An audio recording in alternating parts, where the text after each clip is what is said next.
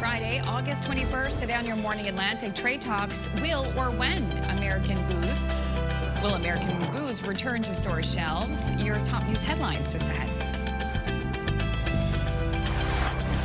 And are the leaves changing color earlier this year? We'll speak with a St. Mary's University professor about early leaf drop and what causes it.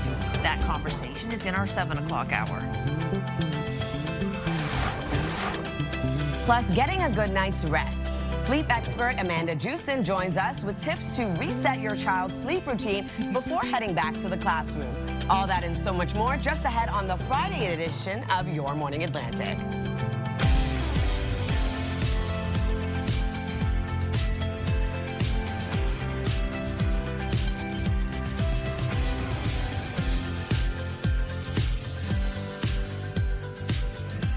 Good morning, and allow us to be the first to say happy Friday to you. It is Friday, August 21st. Wow. So that's wild. Next weekend, let's not think ahead of ourselves, but next weekend is the last weekend of August. Wild. Not Labor Day weekend, though. No, it's not. I know some people who work in the school system who are already saying, like, this is really kind of my last weekend because I got to start prepping for stuff next week. Oh, yeah, absolutely. So if you have some summer things on that bucket list that you could get done this weekend, you might want to head somewhere and enjoy it. Maybe this is the time to just light that fire under yourself and get out there. Yeah. So let's see, Latavia, are the weather plans going to cooperate for people? Today we have a little bit of everything. In terms of, we have a bit of shower activity to start your day, clearing out for parts of Atlantic Canada, so the Maritimes will be seeing some sunshine return, but then we do have a chance of showers returning late into the afternoon. Okay, but what about the weekend overlook? Weekend, we have one nice day. It's cooling down into the weekend, so sunshine on Saturday. We do have rain moving in on Sunday into Monday's forecast. All right, well then, Oh, my, wow. Right? I don't Always know a what to beauty. say. Speechless. This looks like AI. This is, there's a bird in the shot, people. Good luck. Look at Is that. that a heron? Yes. Is that a heron? Is it? That's a heron. Well, it From landed. heron in, it's going to be an amazing, amazing rest of the summer. Wow. Doesn't take much to make Crystal speechless. Oh And my this gosh. Morning The shot deck of the is always gorgeous. But today especially. Oh, yeah, the water is With glass. a heron? Look at that, another and bird. a seagull?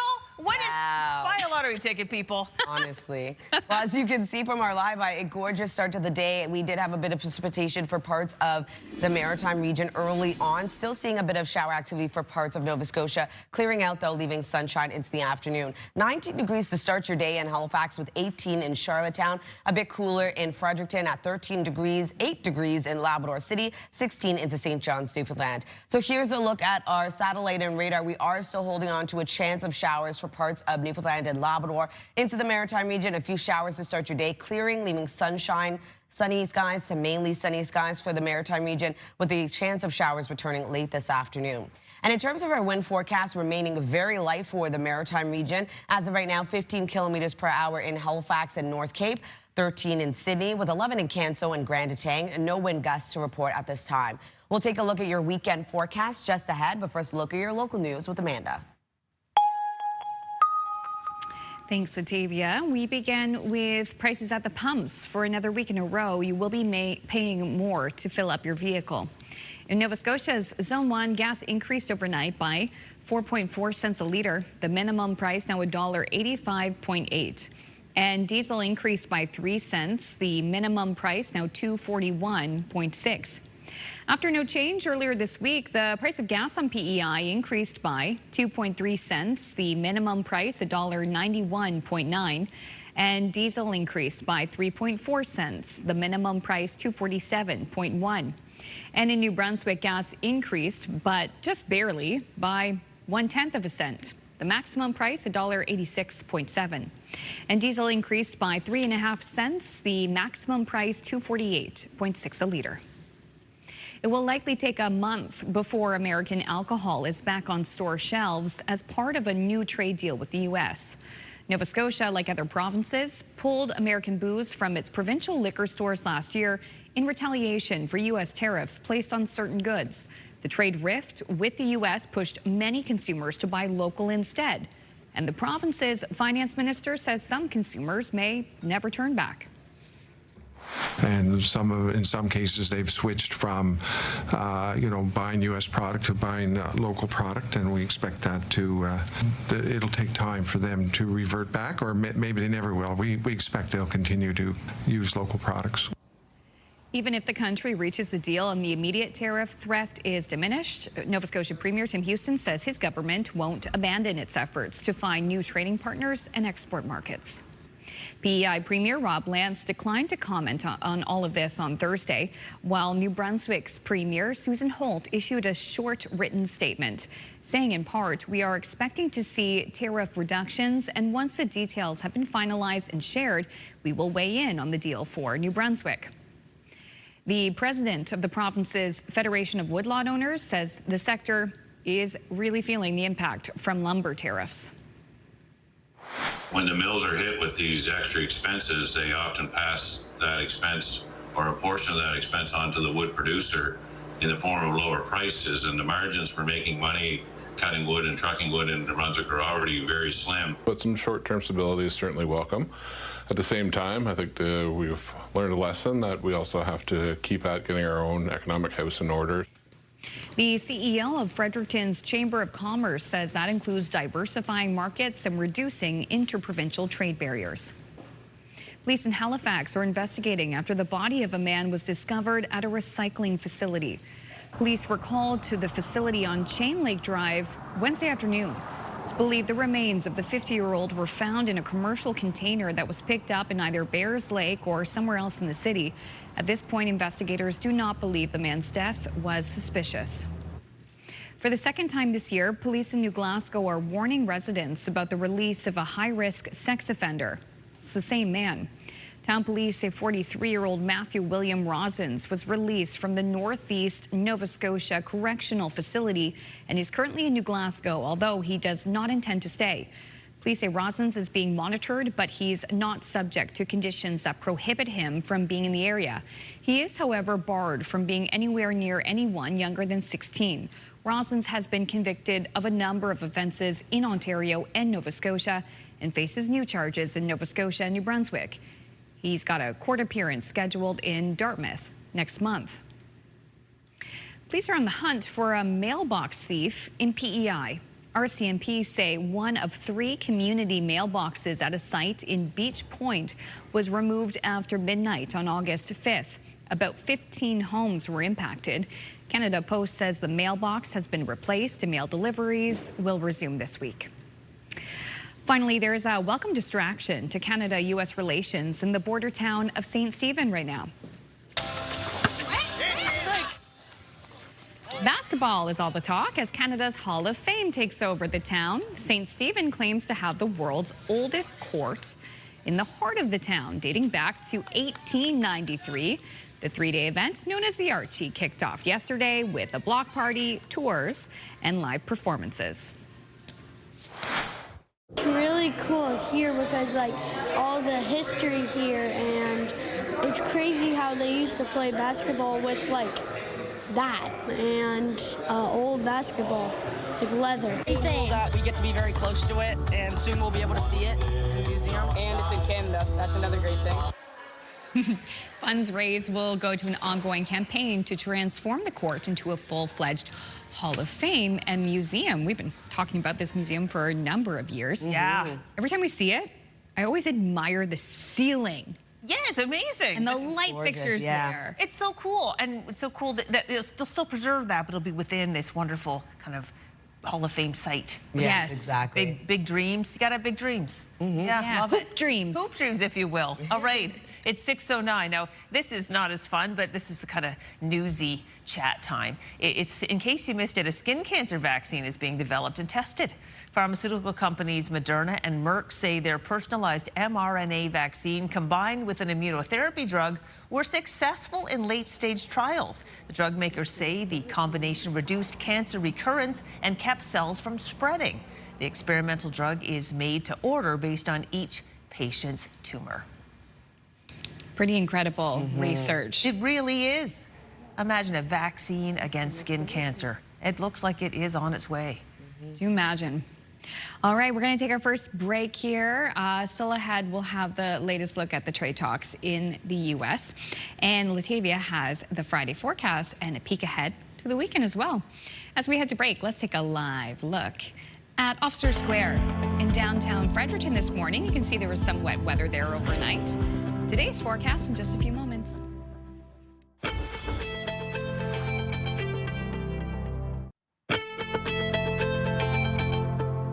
Good morning, Atlantic Canada, and happy Friday. The time now is 6:12. We're taking a live look at the Armdale Roundabout in Halifax.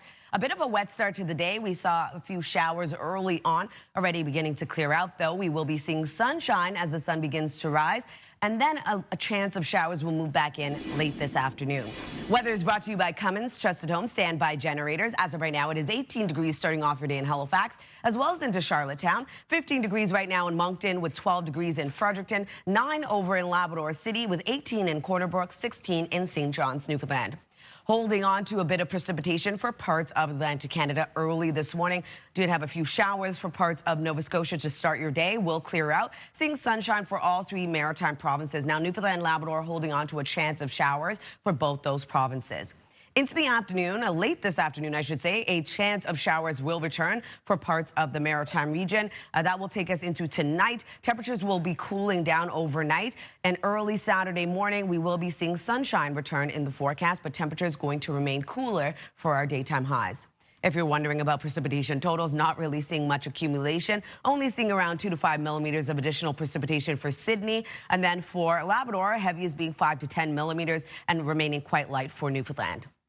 For our forecast today for New Brunswick, daytime highs will range from 22 to 26 degrees today. Mainly sunny skies across the province. And then for Prince Edward Island, looking at scattered showers early in the morning, clearing, leaving sunshine into the afternoon. Daytime highs of 22 degrees today. And then for Cape Breton, eastern Nova Scotia, lots of sunshine to start your day. We do have some isolated showers returning into the afternoon, continuing into the evening. Highs between 22 to 26 degrees.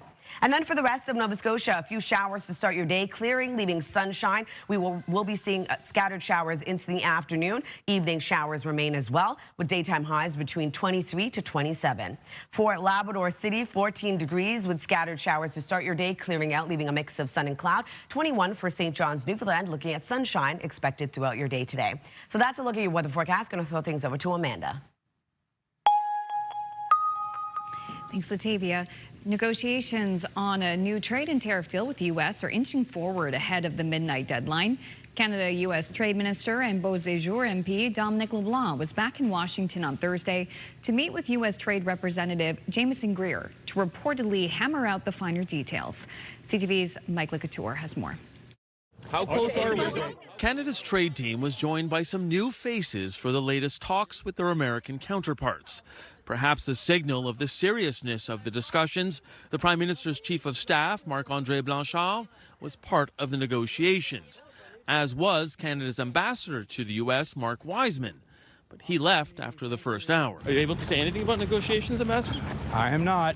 It was a 3-hour meeting, the longest the two sides have sat face-to-face during these negotiations.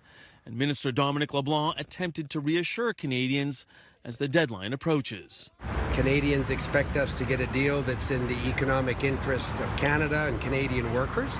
We're very close. We continue to make progress. 3 sources tell CTV News there are reductions in Section 232 tariffs on the table as part of the agreement. But it's unclear how far those levies would go down. Those would affect industries like steel, aluminum, and autos. In the last 24 hours, premiers were briefed by the Prime Minister and were asked to put American alcohol back on store shelves as one of Canada's concessions. He's confident that they will reach an agreement, and as part of this agreement, he asked all of the provinces, as a sign of good faith, would we put U.S. liquor back on our shelves, and we all agreed. But there are some cracks emerging in the Team Canada United Front. I think we should fight. I think we've got the upper hand. They're back on their heels right now. They're coming to us for a deal, and so I think we should fight. On the American side, the U.S. Secretary of Agriculture underlined how important it is for their farmers to get access to Canada's supply-managed dairy sector. The president has not been shy about his frustration with Canada and especially with dairy and what Canada's rules have done to our incredible dairy producers in America. It's unclear if there will be more meetings on Friday, but as Minister LeBlanc said before leaving, they'll continue to negotiate until they have a deal that is in the economic interest of Canada. CTV's Mike Couture reporting.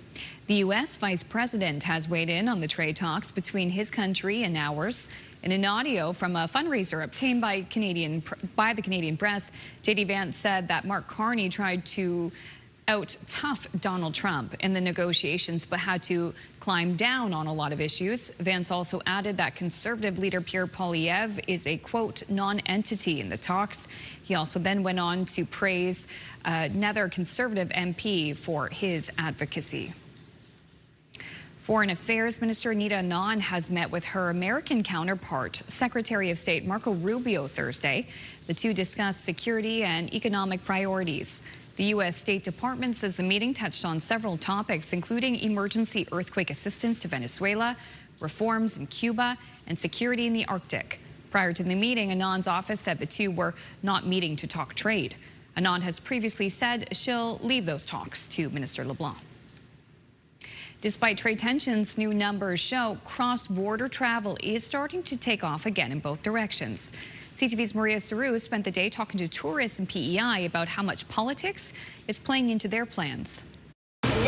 An Anne of Green Gables magnet and a souvenir mug are on the wish list for the Battaglias from Boston, spending their summer and tourism dollars on PEI. We love the friendly people. It's just lovely here. The political climate we don't necessarily agree with what's happening between the States and Canada, so we'd like to support our friends up in Canada. At the Cavendish Boardwalk, there are license plates from as far as Tennessee, with visitors getting a taste of the island. This mother and daughter from New York hope the goodwill goes both ways. We're supporters of Canada and America, and we just hope everything can all work out for the best for everybody. According to Statistics Canada's June numbers, more Americans are traveling north. Visits were up just over 6% from last year, marking the 5th straight month of growth. At the same time, more Canadians are going south. Return trips rose 5%, continuing a 3-month turnaround. There's a bit of a thawing, I would say. We're more open to it. I think just a feeling that we're missing out of all these great attractions and activities in the U.S. I want to go sometimes to New York to visit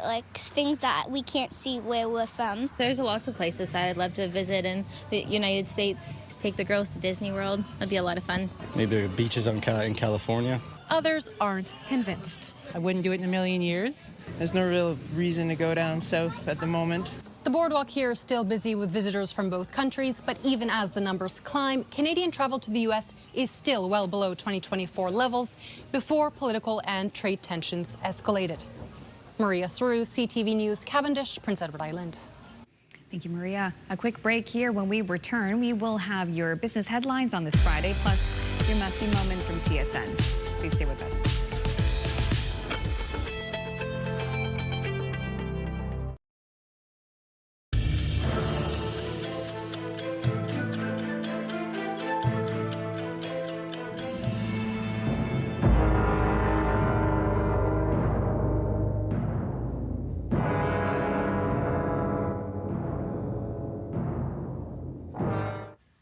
Right, 6:24, time now to check in with our friends at TSN Sports Center for today's must-see moment.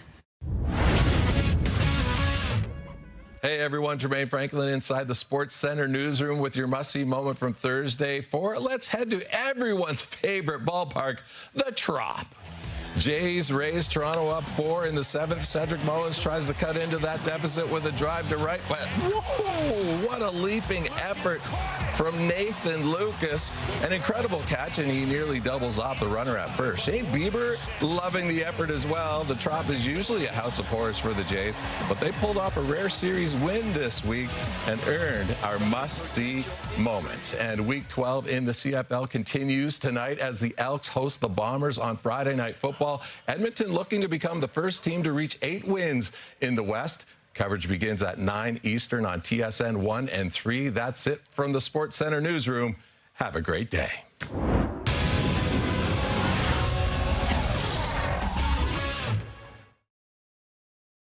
This TSN must-see moment brought to you by J.R. Rahe's Furniture and Appliances. And on the markets, the Dow ended the day down 703 points. Walmart shares tumbled today after the retailer reported slowing sales. BNN Bloomberg's Marilla Fernandez has more.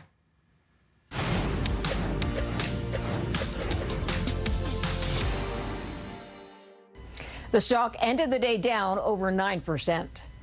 Sales were actually up 2.6% for Walmart's latest quarter, but that's far from the 4% sales the giant retailer reported at the start of the year. Walmart's profit was boosted by a tariff refund of $2.9 billion U.S. it got from Washington. That money is being used to help keep prices low. Tariff refunds have also helped Deere, the world's largest manufacturer of farm equipment. It reported quarterly revenue of $11 billion. The company's construction and forestry sales were up 18% year over year, boosted by the AI data center build. Bloomberg reporting today that AI company Anthropic expects to match or beat the initial public offering of SpaceX. Anthropic owns Claude, an AI assistant that rivals ChatGPT. SpaceX, Elon Musk's rocket and satellite company, raised $75 billion U.S. when it went public in June. Anthropic's mega IPO could happen as soon as the end of August. Here are the closing numbers for the day. The Canadian dollar is down to 72.50 U.S. West Texas Intermediate up to 87.83 U.S. a barrel. Western Canadian Select up to 65.83. And the TSX lost 36 points today. Those are your business headlines. I'm Marilla Fernandez. Taking a look at our weekend forecast for New Brunswick, 27 degrees today with mainly sunny skies, cooling down just a bit but remaining above seasonal at 25 on Saturday. Mainly sunny skies across the province for the central and southern region of the province into the afternoon, expecting isolated showers. 20 degrees on Sunday with periods of rain moving in. For Nova Scotia, 28 degrees today, lots of sunshine with a chance of showers into the afternoon. 24 degrees on Saturday with a mix of sun and cloud. A chance of showers returns into the evening, and sunshine on Sunday for the Tri-County area. Rain for the remainder of the province with a high of 22. For Prince Edward Island, 23 degrees. We're looking at scattered showers clearing, leaving sunshine. Mainly sunny on Saturday with a high of 24. Showers on Sunday with a high of 20.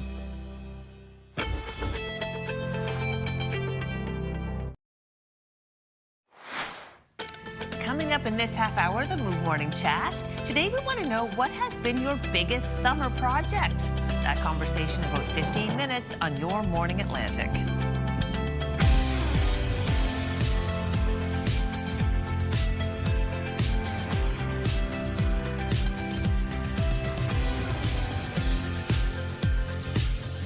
Good morning, Atlantic Canada. You have made it to Friday. It is 6:31. Amanda, Crystal, and Latavia with you, and we are so grateful for your time. And we can't wait to hear what you have to say about the Move Morning Chat in terms of major projects you've been working on this summer. I have to say, Crystal, with all the Kent segments that you do, every time I get inspired, and then I go into Kent and I think I'm gonna get one thing, and then I get distracted and I get more ideas. I know. And I end up walking out with more stuff. That's like me and IKEA. I can't go to IKEA unless like I have a plan, because I end up picking up everything along the way. Everything along the way. If you go into the Dartmouth Crossing, the IKEA and the Kent are right beside each other. It's a double whammy of danger. Whammy. Like they've got their own special set of lights so you can travel from one to the other. It's true, it's true, and I do.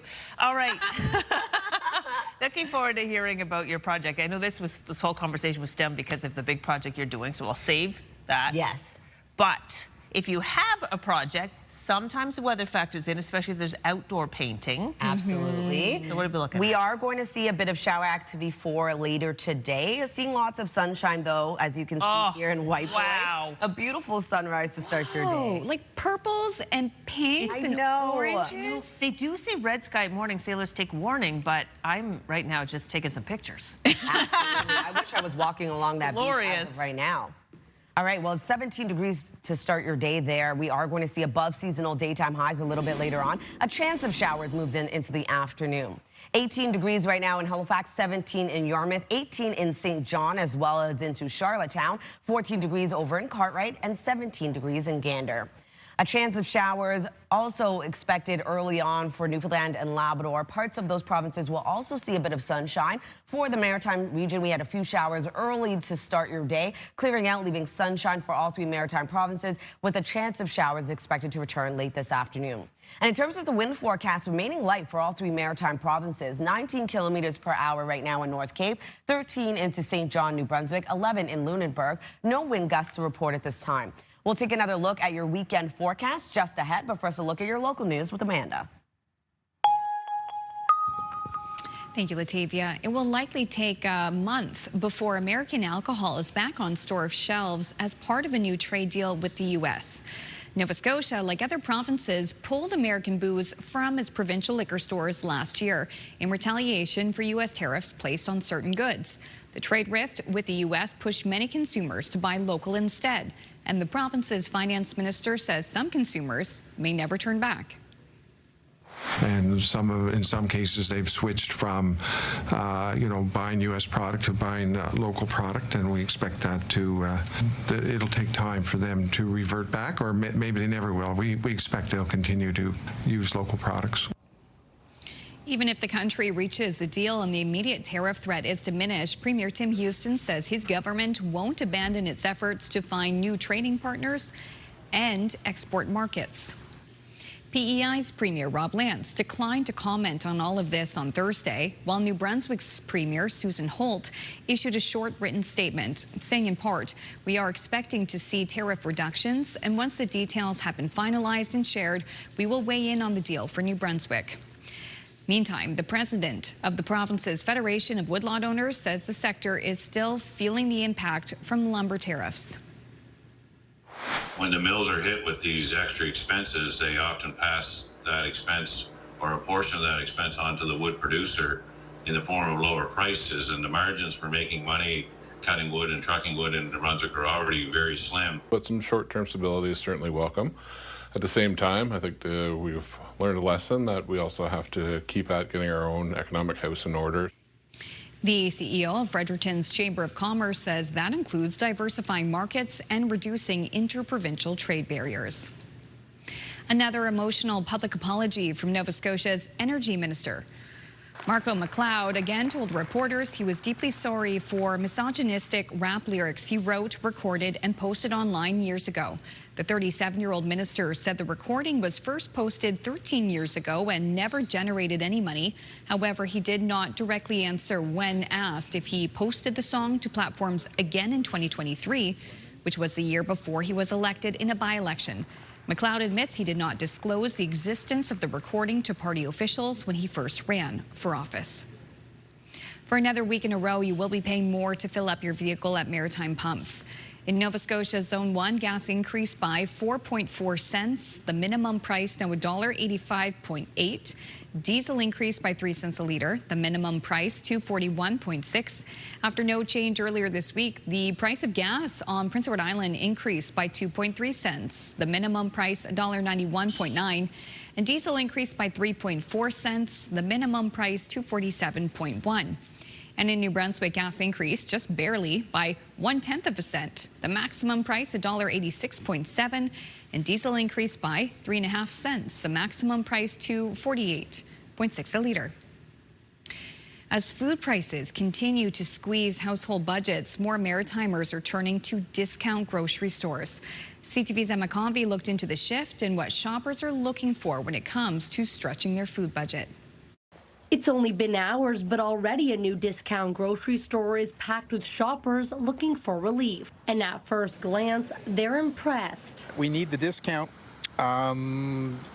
We need every possible break in pricing that we can possibly find. I never in my life thought I would pay $6 for a loaf of bread. Freshco, a Sobeys brand familiar elsewhere, has opened 2 stores in the Halifax area. It's a very exciting day for all of us.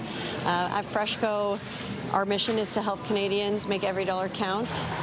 Lowering food prices for Canadians is our tagline, so we're really excited now to bring that here. Wayne Lacroix, the owner of the Bedford store, recently moved back from the West Coast, where there's greater choice for shoppers. He's happy with the turnout here today as shoppers continue to walk through the door. They're liking the variety and the multiculturals, probably the biggest one I've heard today, and the prices. I think it's important to have stores like this because there's parts of the community that need this. Loblaws is also expanding its low-cost options, opening new locations of its no-frills in the region. But customers are less concerned with the brand and more focused on prices. We're going to keep coming here anyway for a couple of reasons. One, to see if the prices stay down or just compare to the other stores. Emma Convey, CTV News. So cool. Thank you, Emma. Another option for shoppers. We love options. Yes. You know what else I love, and I'm not afraid to admit it? Champagne. Ooh, it's rare that bubbly. I taste the real stuff from France. I'll take the, the other variations on a theme that you can get, a little cheaper. But champagne lovers will be pleased to hear that the quality of the grapes in France this year is still good, despite the unusually hot and dry growing season. So the quantity of bubbly may be impacted, though. Champagne producers are racing to pick their grapes as the region's earliest harvest on record gets underway. We're seeing images taken in the region recognized as a UNESCO World Heritage Site. Growers say the taste of the grapes is excellent, but there may be up to a 10% drop in volume of wine produced because of this. Well, it's interesting you say that because I was wondering, because of course you mentioned they've been dealing with such dry, hot conditions. Yep. That's a popular place for a lot of, known for its wines. And then also they've been dealing with wildfires. Yes, that's true. In different parts. And the smoke actually has impacted some growing of grapes, but not that particularly. Okay. But the old season, they were saying, just real quick, it used to be like 100 days of ripening, and now they're down to, I think, 80 days of ripening. Wow, so it's made a big difference, the hotter conditions over the years. Well, we'll have to try it out. Yeah, we'll have to see if it's any good. Okay, still ahead. What's hitting the big screen this weekend? We'll have your entertainment headlines on this Friday morning, but before that, we want you to weigh in on the Move Morning Chat because we do love hearing what you have to say. We want to know what's been your biggest summer project. Maybe it's something you've done on the inside of the house, outside of the house. Maybe it's something on yourself. We'll join us for the conversation next.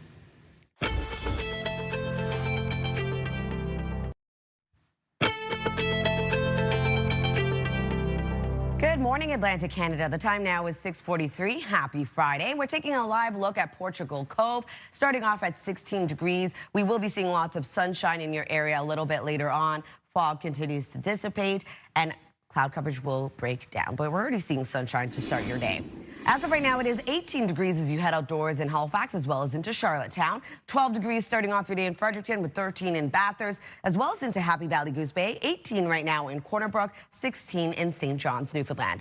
Over to our forecast timeline. So we do have a chance of showers for parts of both Newfoundland and Labrador to start your day. We saw a few showers early in the morning for parts of Nova Scotia. Going to clear out, though. Sunshine for all three Maritime provinces. And then into the afternoon, we do have a chance of showers returning for parts of the Maritime region. That will take us into our forecast for Saturday. Clearing out, we will be seeing sunshine for all three Maritime provinces, as well as a bit of a cool down. So daytime highs will remain seasonal to below seasonal into Saturday's forecast. If you're wondering about precipitation totals, remaining quite light. We are only seeing around 2 to 5 millimeters for Sydney, and then for Labrador, looking at around 2 to 10 millimeters. Over to our forecast today for New Brunswick. Daytime highs will range from 22 degrees in Edmonton up to 26. Lots of sunshine across the province today. Quite a beautiful day ahead. Still seeing humidity factor in. For Prince Edward Island, looking at scattered showers to start your day. Clearing out, though, leaving sunshine. Daytime high of 22. For Cape Breton Island, eastern Nova Scotia, sunny skies early on. We are going to see a chance of isolated showers into the afternoon. Evening showers expected as well, with daytime highs between 22 degrees in Cheticamp up to 26. For the rest of Nova Scotia, sunshine as showers clear out early this morning. Scattered showers return, though, into the late afternoon. Evening showers expected. Daytime highs between 23 degrees in Yarmouth up to 27 in Halifax. And then for Labrador City, 14 degrees today. Scattered showers to start your day. Will clear out, though, seeing sunshine into the afternoon. And sunshine remains in the forecast throughout your day today for St. John's, Newfoundland, with a high of 21. That's a look at your weather forecast. Going to throw things over to the Move Morning Chat.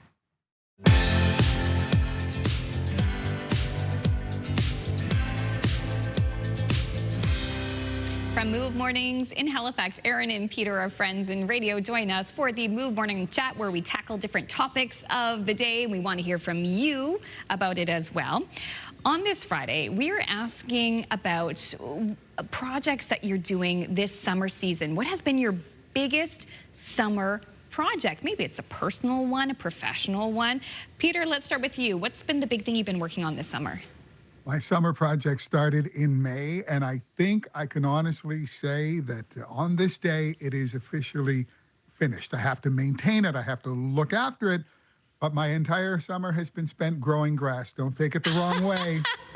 Don't take it the wrong way. But what happened was, back in May, we realized that we had a leak in the service line that brings water from the city into our house. It became our project because we have to have that repaired as homeowners. So at one point, our yard was completely dug up. There was a mini excavator in our front yard digging up the pipe, which is 5.5 feet down into the ground, and all the way around it, so that they could find a pipe that could be repaired and then filled back in and then topsoiled and then planted with grass seed. And finally, yes, I've been growing grass all summer long, starting at about planting at mid-June till now. I can say, yeah, that looks okay. That looks pretty good. I think we're going to be happy with this. So it's been a long and big summer project for sure. It sure has. I've heard all about it. But I'm not annoyed because he's been hearing all about my hectic summer projects, which has been my whole life, because I just moved into a new house, the first house I've ever bought at the end of June. So my whole summer has been just getting everything ready. Specifically, Peter's growing grass. I'm just learning how to cut it. I have never used a lawnmower in my life until I bought this house. And I have quite a large yard, large enough that I need a tractor. So since then, I have learned how to drive the lawn tractor. I can do the push mower, the weed whacker. This is all brand new to me, okay? So every time it's time to cut the grass, I'm like, I'm gearing up. I want to do a good job. It's all new to me. So it's been fun. Believe me, I've been hearing all about it. Yeah. Okay. Honestly, I'm with both of you. Back in May, I moved into a house, and I think for us, it's been furnishing. We went from a one-bedroom condo into a bigger home, and now we're like, okay, we need more decor items. I need to make it very nautical and the way I like my house to look, and I've been doing that over the summer. I have one room that's my closet, and one of my closets, but this whole room is my entire rest of my closet, and I can't seem to fit everything in this room. So we've been kind of like reconstructing the room with wardrobes around the walls and trying to make sure, and it still doesn't fit, but still working on it. Yeah. Under construction. Under construction into the fall. Yeah. So my kids usually in summer camps, so it's actually a later pickup for my child for me. So I do have some more time to do summer projects, and I feel so handy. I've been redoing our guest bedroom, nothing big and major, but it's still taking time because you want to collect different items. I'm very particular, also with Latavia, going to have a nautical look in this guest bedroom without being too in your face about it. But so I've been doing some really cool things. So there was a wooden anchor. It was teal. So it was kind of like Florida beach house, not maritime beach house. And I thought, well, instead of donating or buying something new, I bought a spray paint can. Nice. And just this past week, spray painted it. It was so much fun and so easy. Have you two ever spray painted anything? Sure. That's awesome. Legally, right? So it's a blast. Now I want to spray paint so many different objects. Even changing the knobs on the dresser to more like bronze has been very, very satisfying. Still some more work to do, but it's getting there. So we're throwing the question to you at home. We want to know what's been your biggest summer project. Make sure to text us at 10400. We'll share your answers a little bit later on.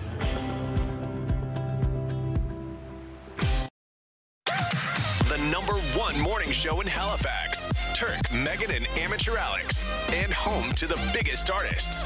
Halifax's #1 hit music station. 101.3 Virgin Radio.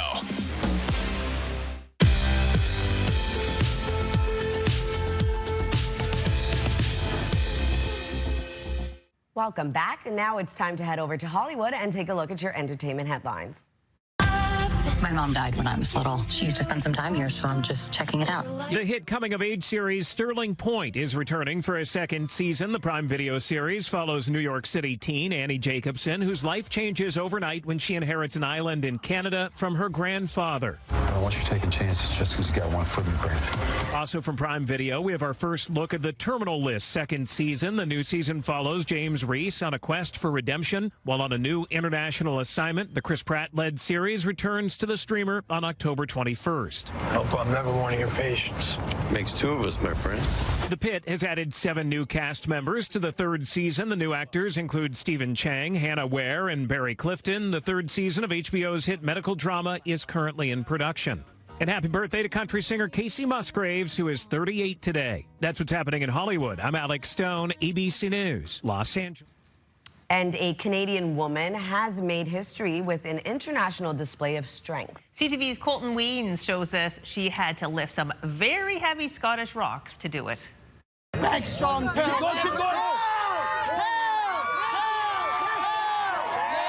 Lori McDougall-Sukrach entered the record books on August 1st, becoming the first woman from Canada to lift the historic Dinnie Stones in Scotland. I was the 22nd woman all time to lift the historic Dinnie Stones in Scotland. They weigh 733 pounds combined.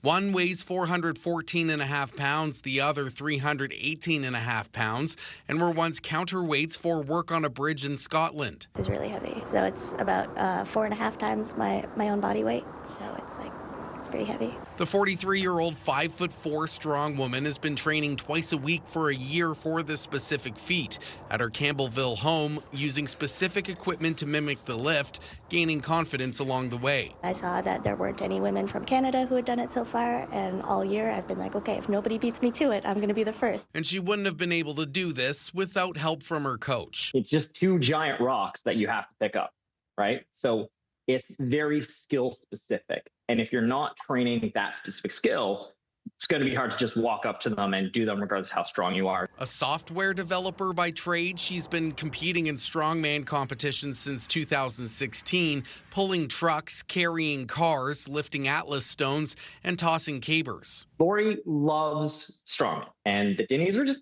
kind of like the next step. While McDougall-Sukrach has already lifted her goal, she's planning to head back to the UK and continue lifting historic stones. I will try to lift other things. I haven't decided yet what my next kind of big goal is going to be. Even if there's something out there that she doesn't really know about yet, if she hears about it, she's immediately going to be like, I'm going to do that next. But no matter what, she'll always be the first Canadian woman that's lifted the Dinnie Stones. Colton Weens, CTV News, Campbellville.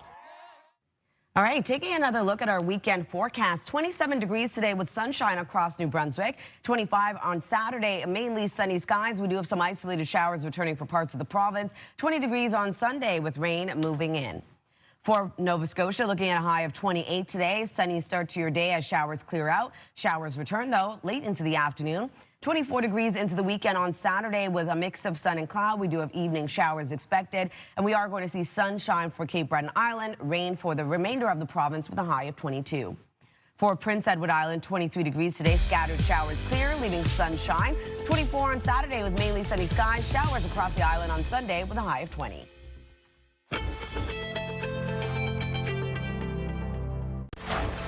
Friday, August 21st. Today on Your Morning Atlantic, trade talks will or when American booze will return to store shelves. Details just ahead in your news headlines.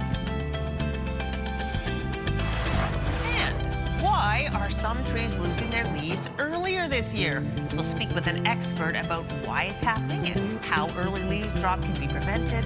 That's all coming up in this half hour of Your Morning Atlantic.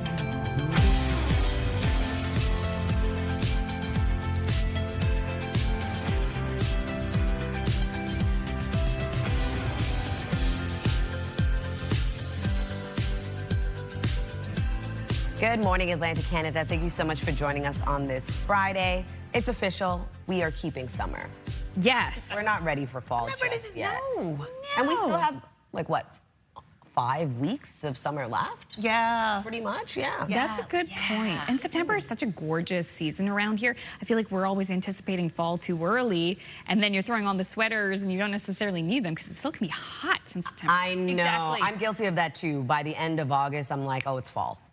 instantly in my head. We start getting our decorations out in August, at the end of August, because we're like, might as well stretch it out. Brings you joy. Yeah, exactly. Neil Hammerschlag, the shark expert that we often have on our show, he was saying that the best time to see sharks actually is into September, because that's when the waters are the warmest. Yes, makes sense. So you see your whales, you see your sharks. So you could see the swimmers, I guess, well into September, which I don't usually do a lot of beach days in September, but let's make that a thing but this we year. should make it a thing. We should make it a thing. And timely tips, if you're seeing the leaves changing or dropping earlier than normal, you're not alone. So we're going to speak with an expert from St. Mary's University about why this is happening and the differences in the leaves as well, because it's not all the same issue. I've been curious. Thank you for setting that interview up, Amanda. I'm really looking forward to that conversation. We get some answers. We're demanding answers. Tell me. Wow, I'm going to grill that poor professor from St. Mary's, I'll tell you. He's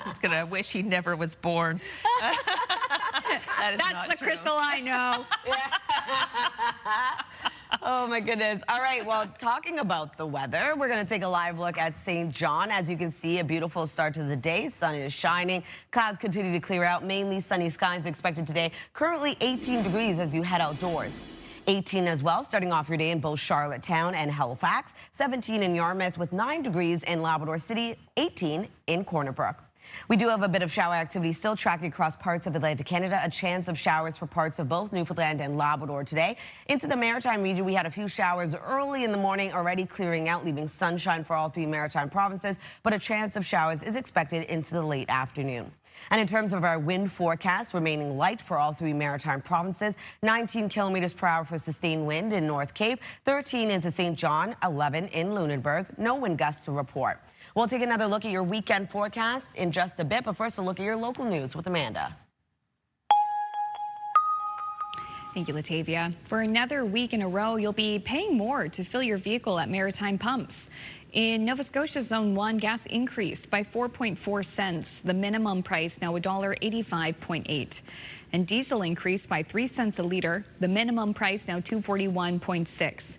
After no change earlier this week, the price of gas on Prince Edward Island increased overnight by 2.3 cents. The minimum price $1.91.9. And diesel increased by 3.4 cents. The minimum price $2.47.1. And in New Brunswick, gas increased, but just barely by 1/10 of a cent. The maximum price now $1.86.7. And diesel increased by 3.5 cents. The maximum price $2.48.6 a litre. It will likely take at least a month before American alcohol is back on store shelves in Nova Scotia as part of a new trade deal with the U.S. Nova Scotia, like other provinces, pulled American booze from its provincial liquor stores last year in retaliation for U.S. tariffs placed on certain goods. The trade rift with the U.S. pushed many consumers to buy local instead, and the province's finance minister says some consumers may never turn back. And in some cases, they've switched from, buying U.S. product to buying local product, and we expect that it'll take time for them to revert back, or maybe they never will. We expect they'll continue to use local products. Even if the country reaches a deal and the immediate tariff threat is diminished, Premier Tim Houston says his government won't abandon its efforts to find new trading partners and export markets. PEI's Premier Rob Lance declined to comment on all of this Thursday, while New Brunswick's Premier Susan Holt issued a short written statement, saying in part, we are expecting to see tariff reductions, and once the details have been finalized and shared, we will weigh in on the deal for New Brunswick. Meantime, the president of the province's Federation of Woodlot Owners says that sector is feeling the impact from lumber tariffs. When the mills are hit with these extra expenses, they often pass that expense or a portion of that expense onto the wood producer in the form of lower prices, and the margins for making money cutting wood and trucking wood in New Brunswick are already very slim. But some short-term stability is certainly welcome. At the same time, I think we've learned a lesson that we also have to keep at getting our own economic house in order. The CEO of Fredericton's Chamber of Commerce says that includes diversifying markets and reducing interprovincial trade barriers. Police in Halifax are investigating after the body of a man was discovered at a recycling facility. Police were called to the facility on Chain Lake Drive Wednesday afternoon. It's believed the remains of the 50-year-old were found in a commercial container that was picked up in either Bears Lake or somewhere else in the city. At this point, investigators do not believe the man's death was suspicious. For the second time this year, police in New Glasgow are warning residents about the release of a high-risk sex offender, the same man. Town police say 43-year-old Matthew William Rosens was released from the Northeast Nova Scotia Correctional Facility, and he's currently in New Glasgow, although he does not intend to stay. Police say Rosens is being monitored, but he's not subject to conditions that prohibit him from being in the area. He is, however, barred from being anywhere near anyone younger than 16. Rosens has been convicted of a number of offenses in Ontario and Nova Scotia and faces new charges in Nova Scotia and New Brunswick. He has a scheduled court appearance in Dartmouth for next month. Now, as we told you here yesterday, an industrial landmark in the Halifax area is being dismantled and hauled away. Now that it owns the land, D&D says the old Texaco refinery tanks are being removed. The 475-acre property was purchased earlier this summer to provide warehousing and refueling support to the Navy, including newly purchased submarines. The Prime Minister announced it last month. I think it's reasonable to expect that there will be very substantial activity here in Halifax for decades. This process will have far and away the greatest economic impact of any defense investment right across Canada. Neighbors CTV News spoke with this week say they're happy to see the old structures go. The work is expected to continue into October. It's another big change for anyone who drives through that area. I mentioned this earlier in the week. We used to have a really old oil refinery there right along the coast. It took a long time for that one to get dismantled. Yeah. So interesting that this is going to change. Yeah. That area has really grown quite a bit too in the region. All right, contest time. We've got a great contest to tell you about. If you are looking to do some home renovations, then this month's Kent Big Bucket giveaway is for you. One lucky viewer will receive a $1,500 Kent gift card to be used in the flooring department. To go to ctvatlantic.ca or that QR code, you will be able to enter, and we'll announce the winner on August 28th. So good luck to you. And that does lead us to our Move Morning Chat, because we're asking about what big project are you working on this summer. It could be a home or yard-related project. Could be a personal project. Let us know. Quilting. Quilting. Yeah. Project. Community. Maybe increasing event. Volunteers, organizing something. Yeah, could be organizing something. Let us know, 10-400, and we'll have a little chat about it later in the show. Yay, can't wait to hear what you have to say. 10-400 is the number. Send us a text. All right, still ahead, Latavia has the Friday forecast, plus I'll have a look at your national and international news headlines. Let's take a live look now at South Milford. Someone already up early this morning. Nice morning to be out. You don't need a thick jacket just yet. Forecast in just a few moments.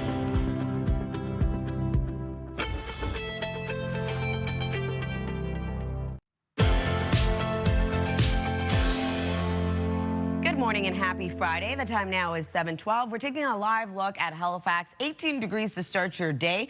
It is quite calm early this morning. We are expecting sunshine as cloud coverage continues to break down, but we do have a chance of showers returning late this afternoon. Weather is brought to you by Cummins Trusted Home Standby Generators. 18 degrees as well as you head outdoors in, now it's 17 in Charlottetown, 19 degrees in Sydney, 12 in Fredericton, 9 degrees in Labrador City, 18 into St. John's, Newfoundland. Over to our forecast timeline. Sunshine for all three maritime provinces as showers end early on. We are going to see a chance of showers return, though, into the afternoon for parts of the maritime region, specifically into parts of Prince Edward Island and into Nova Scotia. Newfoundland, Labrador also seeing a chance of showers, but a bit of sunshine as well this afternoon. And then into this evening, we are going to see precipitation clear out, leaving sunshine in the forecast for Saturday. Temperatures cooling back down, though, remaining seasonal to below seasonal for much of those daytime highs.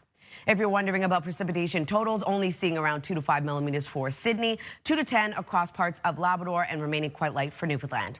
For our forecast today for New Brunswick, mainly sunny skies across the province. Daytime highs will range from 22 degrees in Edmonton up to 26, and light wind also expected. For Prince Edward Island, highs between 22 to 23. Scattered showers start off your day, clear out, leaving sunny skies into the afternoon. And then for Cape Breton, eastern Nova Scotia, a bit of sunshine starting off your day, a low chance of showers into the afternoon, and showers remain in the forecast for this evening. Highs between 22 degrees in Schittacamp up to 26. Then for the rest of Nova Scotia, lots of sunshine today as cloud coverage breaks down, showers clear out. We do have showers returning, though, into the afternoon, and evening showers expected as well, with highs between 23 degrees in Yarmouth up to 27 in Middleton. For Labrador City, scattered showers to start your day, clearing out, leaving a mix of sun and cloud with a high of 14. 22 degrees in St. John's, Newfoundland, looking at a mix of sun and cloud today. So that's a look at your weather forecast. Going to throw things over to meteorologist Kaylin Mitchell. This is the Campfire Conditions Report brought to you by Pine Acres RV, where customers become friends. For most of New Brunswick, you are allowed to have a campfire. Now, there are some restricted hours for a few counties, Sunbury and Queens counties, where you're only allowed to have a campfire between 8 p.m. and 8 a.m. And we find some restricted hours as well in the province of Nova Scotia. In fact, many counties, you're only allowed to have a campfire right now between 7 p.m. and 8 a.m. There are a few exceptions. Yarmouth, Shelburne counties, Antigonish, Guysborough County, Richmond, and Cape Breton counties. There, you're allowed to have a campfire between 2 p.m. and 8 a.m. And for Prince Edward Island, campfires are currently allowed, with domestic brush burning allowed between the hours of 2 p.m. and 8 a.m. The next update to those provincial restrictions will be at 2 p.m. on August 21st. Thank you, Kaylin. Negotiations on a new trade and tariff deal with the U.S. are inching forward ahead of the midnight deadline. Canada-U.S. Trade Minister and Beauséjour MP Dominic LeBlanc was back in Washington on Thursday to meet with U.S. Trade Representative Jameson Greer to reportedly hammer out the finer details. CTV's Mike LeCouture reports. How close are we? Canada's trade team was joined by some new faces for the latest talks with their American counterparts. Perhaps a signal of the seriousness of the discussions, the Prime Minister's Chief of Staff, Marc-André Blanchard, was part of the negotiations, as was Canada's ambassador to the U.S., Mark Wiseman. But he left after the first hour. Are you able to say anything about negotiations, Ambassador? I am not. It was a 3-hour meeting, the longest the two sides have sat face-to-face during these negotiations. And Minister Dominic LeBlanc attempted to reassure Canadians as the deadline approaches. Canadians expect us to get a deal that's in the economic interest of Canada and Canadian workers. We're very close. We continue to make progress. 3 sources tell CTV News there are reductions in Section 232 tariffs on the table as part of the agreement, but it's unclear how far those levies would go down. Those would affect industries like steel, aluminum, and autos. In the last 24 hours, premiers were briefed by the Prime Minister and were asked to put American alcohol back on store shelves as one of Canada's concessions. He's confident that they will reach an agreement, and as part of this agreement, he asked all of the provinces, as a sign of good faith, would we put U.S. liquor back on our shelves, and we all agreed. But there are some cracks emerging in the Team Canada United Front. I think we should fight. I think we've got the upper hand. They're back on their heels right now. They're coming to us for a deal, and so I think we should fight. On the American side, the U.S. Secretary of Agriculture underlined how important it is for their farmers to get access to Canada's supply-managed dairy sector. The president has not been shy about his frustration with Canada, and especially with dairy, and what Canada's rules have done to our incredible dairy producers in America. It's unclear if there will be more meetings on Friday, but as Minister LeBlanc said before leaving, they'll continue to negotiate until they have a deal that is in the economic interest of Canada. And the U.S. Vice President has weighed in on the trade talks between his country and ours. In audio from a fundraiser obtained by the Canadian press, J.D. Vance said that Mark Carney tried to out-tough Donald Trump in the negotiations, but had to climb down on a lot of issues. Vance also added that Conservative leader Pierre Poilievre is a, quote, non-entity in the talks. He also then went on to praise Conservative MP Jamil Javani for his advocacy. Another break here on Your Morning Atlantic. When we return, an assistant professor from St. Mary's University in Halifax will outline details as to why the leaves are dropping a little earlier than normal this season. That's next.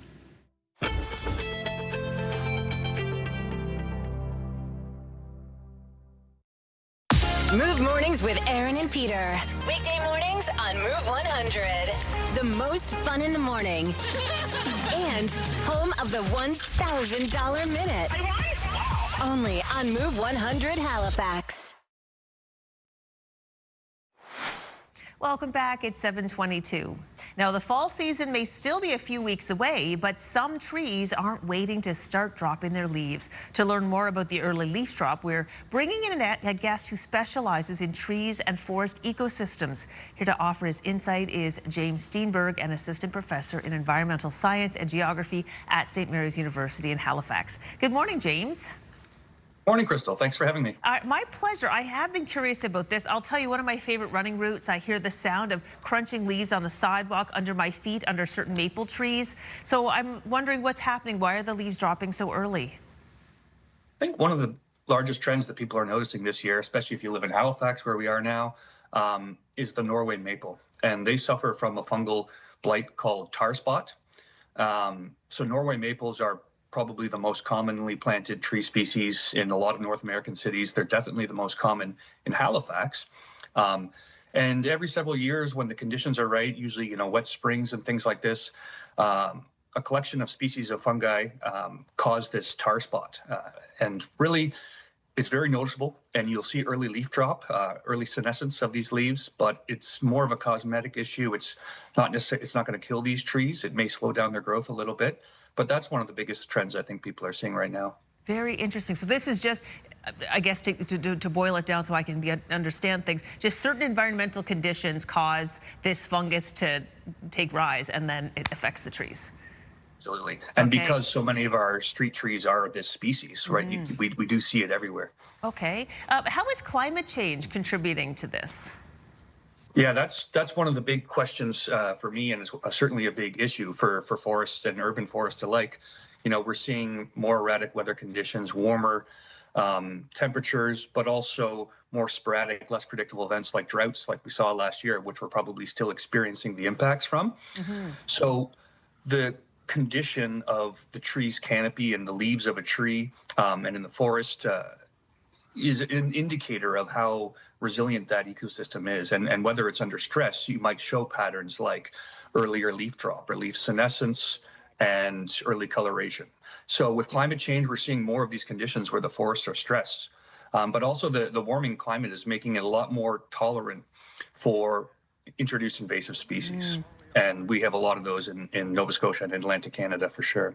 Yes, I have noticed all kinds of Japanese beetle traps out there. Is there a particular species that is most concerning at the moment? Yeah, right now there's a few. I would say within cities and communities, I'm very concerned. The Japanese beetle, like you mentioned, is a problem. But we're seeing a resurgence of Dutch elm disease, which came in half a century ago. But I'm seeing Halifax's elm trees now that were largely spared from Dutch elm be affected by this condition again. And of course, we have the emerald ash borer and the hemlock woolly adelgid. And these introduced invasive insects essentially cause 95 to 99% mortality of these tree species that are so important ecologically and so important to people in their community. That's very concerning. Is there anything that we can do to help the situation? Yeah, I think the most important thing is to learn about it, and especially when it comes to people's properties where they live or work or play. If you have control over tree planting and maintaining trees, just try and build in diversity. That helps ecosystem resilience. So the more species and the more different structures you have, the less likely you are to be impacted by one given impact. And, Halifax Regional Municipality and their urban forest management plan have been doing a great job with diversifying the tree planting for these very reasons. And then with regards to tar spot and Norway maple, there are recommendations that you can remove the foliage once it's come to the ground and compost. That does remove some habitat over the winter, but it does help reduce the likelihood of more tar spot in the subsequent year. Okay, well, James, we really appreciate your insights. Thank you so much for your time. My pleasure. Thanks so much for having me. All right, we are going to take a quick break at 7:26 on this Friday morning. We'll be right back after this.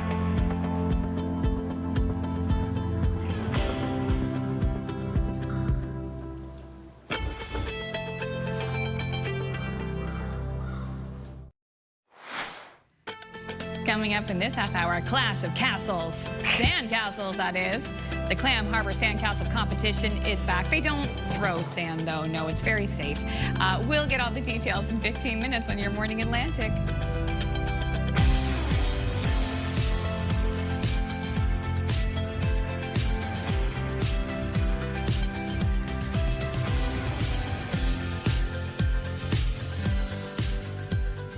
Welcome back. Halfway through the show on this Friday. It is August 21st. Time she's a flying. Woo! Woo! Clam Harbor Sandcastle competition. It's humongous. I've never been to it, though. Whoa! No, it looks great, though. Yeah. Ladies, it is so cool. It's incredible. Word of advice. Yeah. Get there early if you can, or if not, be prepared, because parking is very limited. Sure. And there are cars that are, it's a very rural, small road to get there. The parking, people are parking on both sides of the road, so it's hard to even go by. It's a wonderful competition. I highly recommend you go to check it out. Great thing to end the summer with.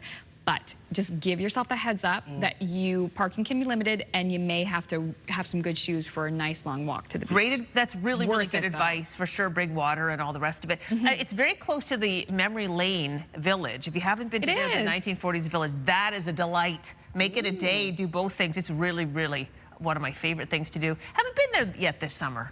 I haven't been to many places this summer. Yeah, it's fun to go in the fall, too. Flying by. Anywho, it is 7:32 and time to take a look at weather, because if people are just tuning in right now, they need to know how to dress. Yes, well, it's actually beautiful over in Charlottetown, as you can see here. Lots of sunshine across the island. We had a few showers to start your day. It looks like it has already ended. 17 degrees right now as you head outdoors. So we're holding on to some heat and humidity for the Maritime region. 18 degrees right now in Halifax, 19 in Sydney, 16 degrees in Moncton with 17 in St. John, 14 degrees over in Cartwright, and 17 in Gander.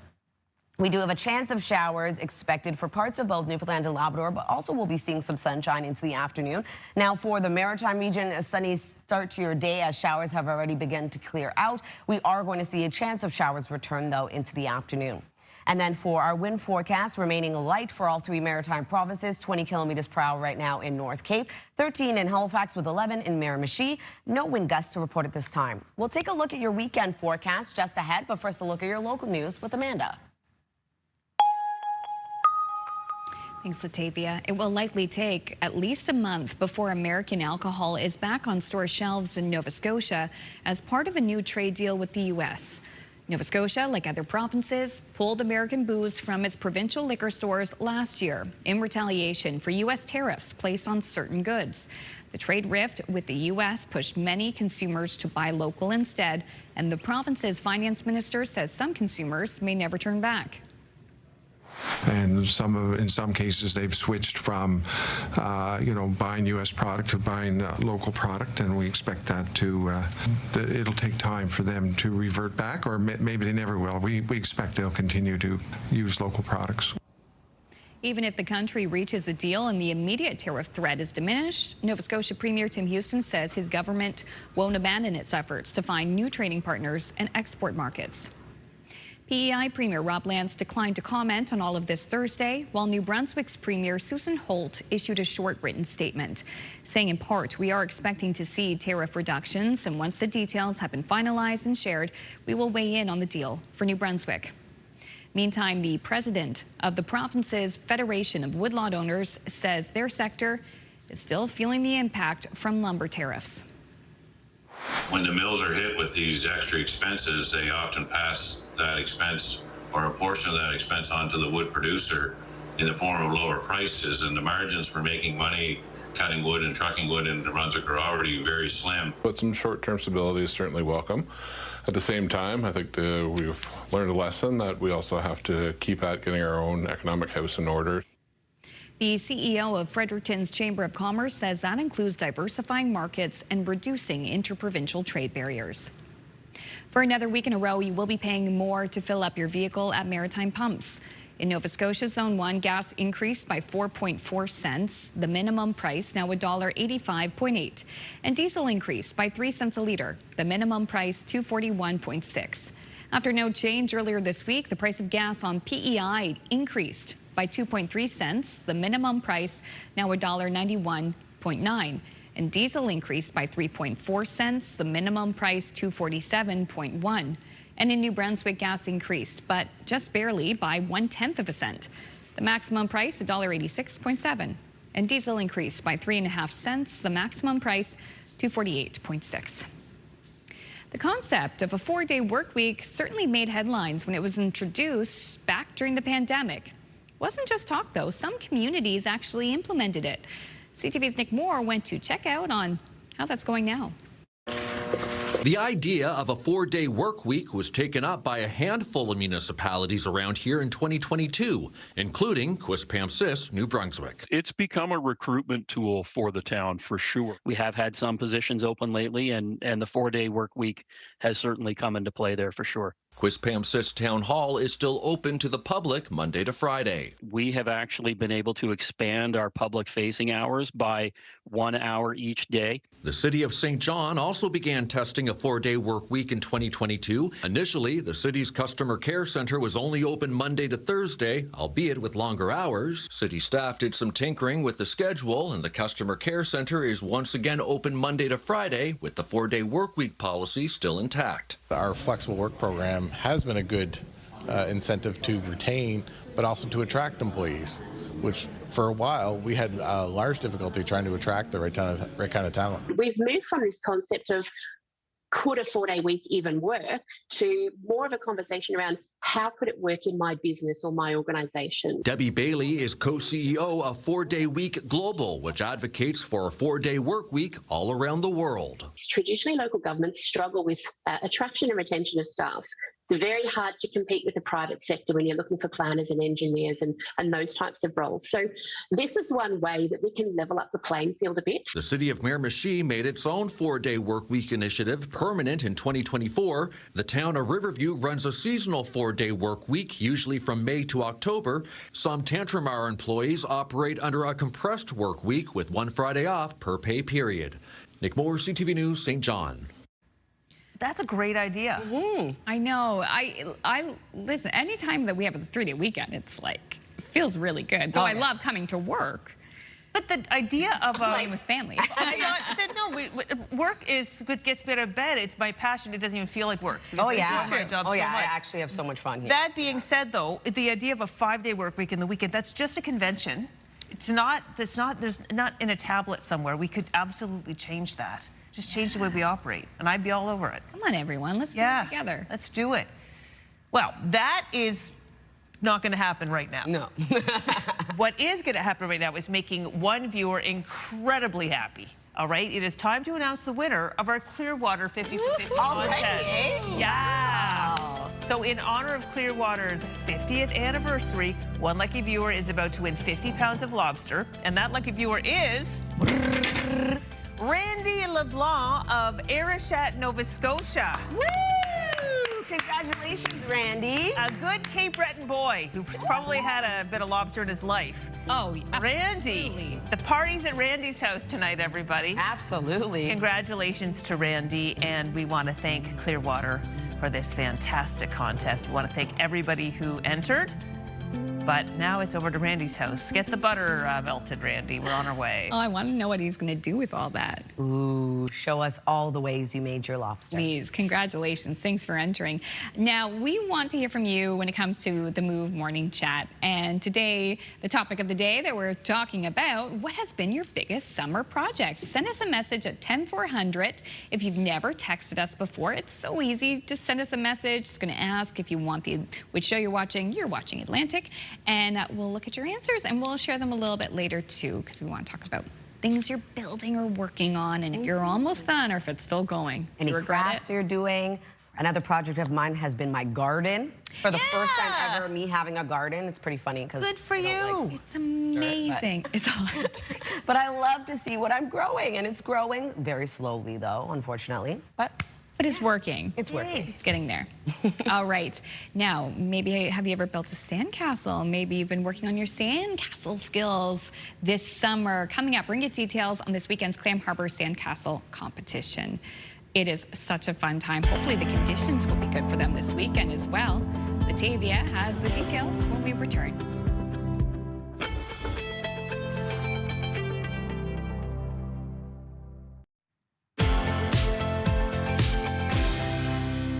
Good morning and welcome back. The time now is 7:43 on your Friday, taking a live look at Bullitree Island. 19 degrees to start your day, cloudy, and we had a few showers early on. We will be seeing that cloud coverage break down, leaving sunshine in your area before a chance of isolated showers returns into the afternoon. Weather is brought to you by Cummins Trusted Home Standby Generators. 19 degrees in Sydney with 17 in Halifax. 17 also starting off your day in Charlottetown. 12 degrees in Fredericton with 9 in Labrador City. 18 already in St. John's, Newfoundland. Over to our forecast timeline. A chance of showers also expected for parts of Newfoundland and Labrador.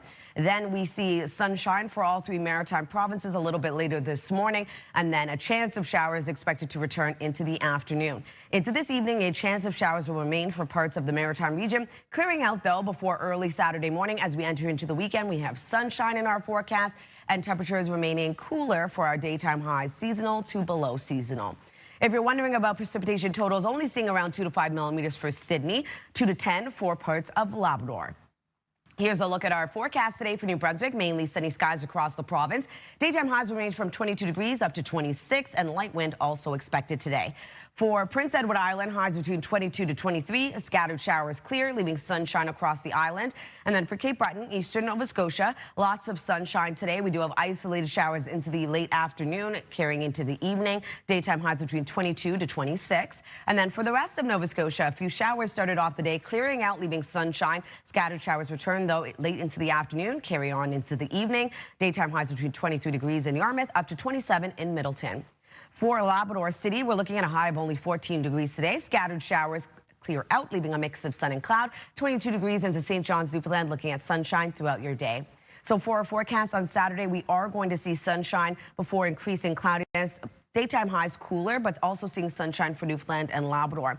Into our forecast for Saturday night, we do have showers starting to move in. That will take us into our forecast for Sunday. We are expecting shower activity, periods of rain for much of the maritime region. So that's a look at your weather forecast. Going to throw things over to Crystal. Thanks, Latavia. I heard sunshine for Saturday, which is great news because thousands of people will hit the beach tomorrow for the annual Clam Harbor Sandcastle competition. So joining us this morning to discuss this year's event is Simone Boudreau, the HRM Civic Events Coordinator. Thank you so much for coming in this morning. Thank you so much for having me. So the Clam Harbor Beach Sandcastle competition, it's so cool that you get to do this as your job now because you used to compete as a kid at this event, you were telling me. Yes, 10 years ago, I was one of the competitors and I won third place in the children's competition a little over 10 years ago. Wow. So it's definitely a cool full circle moment to kind of create those experiences now for a new generation. Definitely. Third place, too. You must have had a pretty impressive structure. All right. So for people who have never been before, just kind of give us an overview of what the competition provides for people. Yeah. So the Clam Harbor Beach Sandcastle competition has been happening since the 1970s on the Eastern Shore. We expect 10,000 people or more to come down and enjoy the beach day. We have people competing, making sand sculptures and sand castles of all different sorts. We have food vendors on site. We have lots of activities and music for kids, and it's overall just a really fun beach day, and it's really fun to see a rural Nova Scotia beach kind of transformed for the day into something so cool. It really is. Oh my gosh, you see some of the creations here. So from what I gather, you just show up and you just enter on the spot? Is that how it works? Yes, exactly. Okay. You show up day of, we open the gates at 9 a.m. You come to our registration tent and we get you signed up, and then you go build until our judging at 2 p.m. where we award the winners. Anything you need to know in advance? For example, is it bring your own shovel? Can you bring in outside of things? Yes, you can bring your own Any tools that you use to create the castle you can bring from home. Our only rule is that everything in your sandcastle has to be something you found on the beach. So you can't bring any like metal beam supports to make your castle. Other than that, you're on your own. You can have creative freedom. It's amazing what people can do with just the beach and what nature provides. Look at these structures, so impressive. The judges must have a challenging time. Oh, absolutely. Oh, so much fun. Okay, you brought in something very special. What is on our table this morning? So this is a buoy that we give out as our trophies for the winners. These are hand carved by an Eastern Shore resident, Bruce Turple, who is celebrating his 94th birthday today. Bruce. So happy birthday. Thank you so much for your ongoing contribution. They're really nice. They're beautiful and they're so unique. Gosh, and just think if you hadn't come third, you would have one of these yourself. Just kidding. That's wonderful. Well, I'm so excited that you were able to come and talk about this event with us. People just have to show up tomorrow, right? Gates open 9 a.m. On Sunday. Rather on which day exactly? On Sunday the 23rd. Sunday the 23rd, because we were saying tomorrow, but it's actually Sunday the 23rd, which is great, good news to know, and that's wonderful. Yeah. All right, we'll put more information on our website as well. So Sunday the 23rd is when you can participate in this event as a spectator or a competitor. And Eva and Taylor from the Move Summer team will be there on hand to bring the fun and maybe give it some freebies. So now we'll turn our attention over to Amanda with Health and Medical News. Well, it sounds like win-win all around. Thank you so much, ladies. Health and medical news now. The Ebola outbreak in Congo has infected and killed more people at a greater speed than any other outbreak in history. It is one of the topics in your health.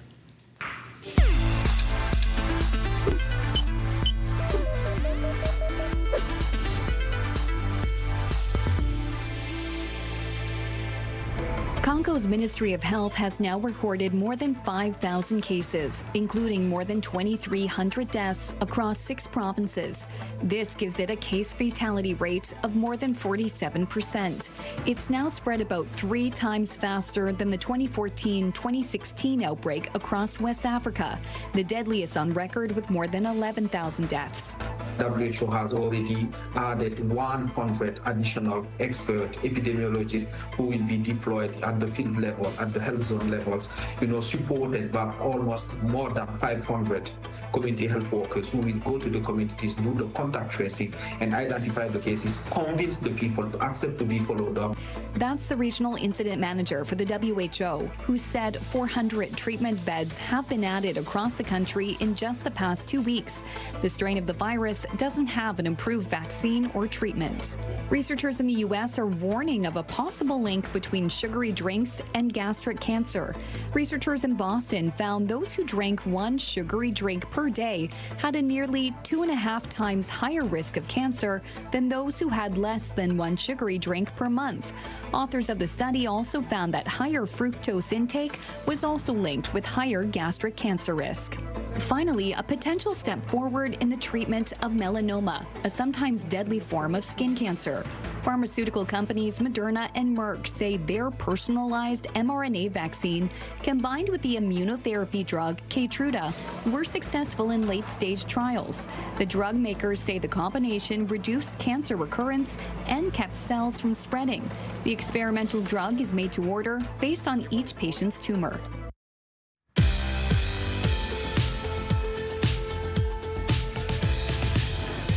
And now we'd like to introduce you to the Maritimers who are marking milestones today. It's a 50th anniversary for Alan and Mary Knopfs of Spanish Ship Bay, Nova Scotia. All right, Knopfs, you win. Cake, veil, tux, love it. Love it. Happy anniversary. And it's the 50th anniversary for Larry and Darlene Meldrum of Halifax. Another fantastic picture taken 50 years ago today. Beautiful outfits. And it's a 50th anniversary for Sean and Catherine Lacey of Hardwood Lands, Nova Scotia. Happy anniversary to you. Fantastic to see you still in love 50 years later. And it's also a 50th for Barbara and Alan Bonus of Summerside. Great shot. These are just such great milestones today. I know. Happy anniversary. It's also a 50th anniversary for John and Linda Gillingham of Lower Sackville, Nova Scotia. Gosh, Linda, the scarf. head Wow. scarf. I love it. And it's a 50th anniversary for James and Marie McDougall of Cleveland, Nova Scotia. Look at them. Still oh my in gosh, love. still love this. Yes. And it's a 50th anniversary for Helen and Al Cunningham of Bridgewater, Nova Scotia. Gosh, we thank Mr. Cunningham for his service. Thank you so much. And now we'd like to introduce you to the Maritimers who are marking milestones tomorrow. It is a 62nd anniversary for Wyman and Helen Benjamin of Dartmouth. Congratulations. Happy anniversary. 62 years. Incredible. It's a 65th anniversary for Evelyn and Omar Sampson. Oh, beautiful photo taken 62 years ago. Congratulations. And it's the 67th anniversary for Eric and Ruby Davis of Liverpool, Nova Scotia. Another fabulous photo. My goodness. Thank you so much for sharing your special day with us, Eric and Ruby. Absolutely. Happy anniversary. And to see your milestone again or to find out how to submit one, visit our website by scanning the QR code on your screen. And a reminder that milestones must be received 2 weeks in advance. All right, well, for some runners, years of training came down to a race in Edmonton and a chance to qualify for the Boston Marathon. But a major mistake with the course may have put that dream out of reach. CTV's Kathy Lee has more on what went wrong.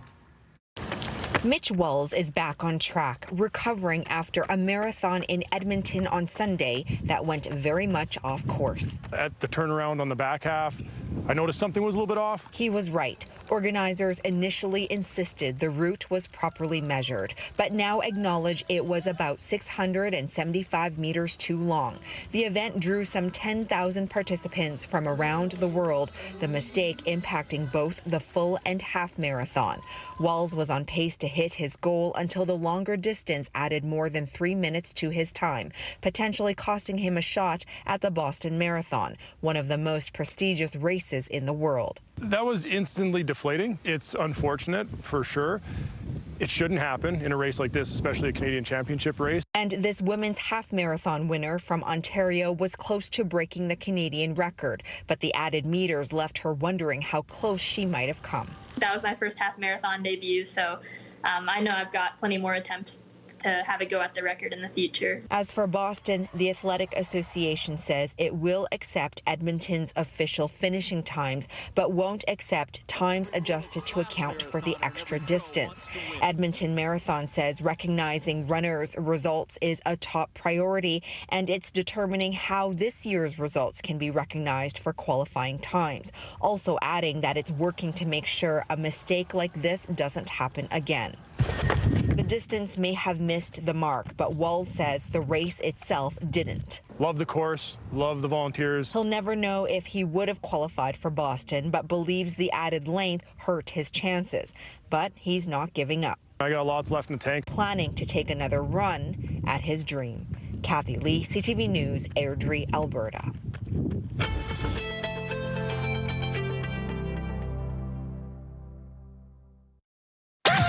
The #1 morning show in Halifax. Turk, Megan, and Amateur Alex.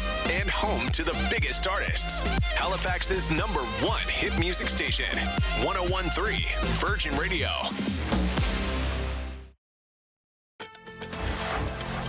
It's Friday, August 21st. Today on Your Morning Atlantic Trade Talks, the continued debate and possible timeline on when or if American booze will return to store shelves around here. Details ahead in your news headlines.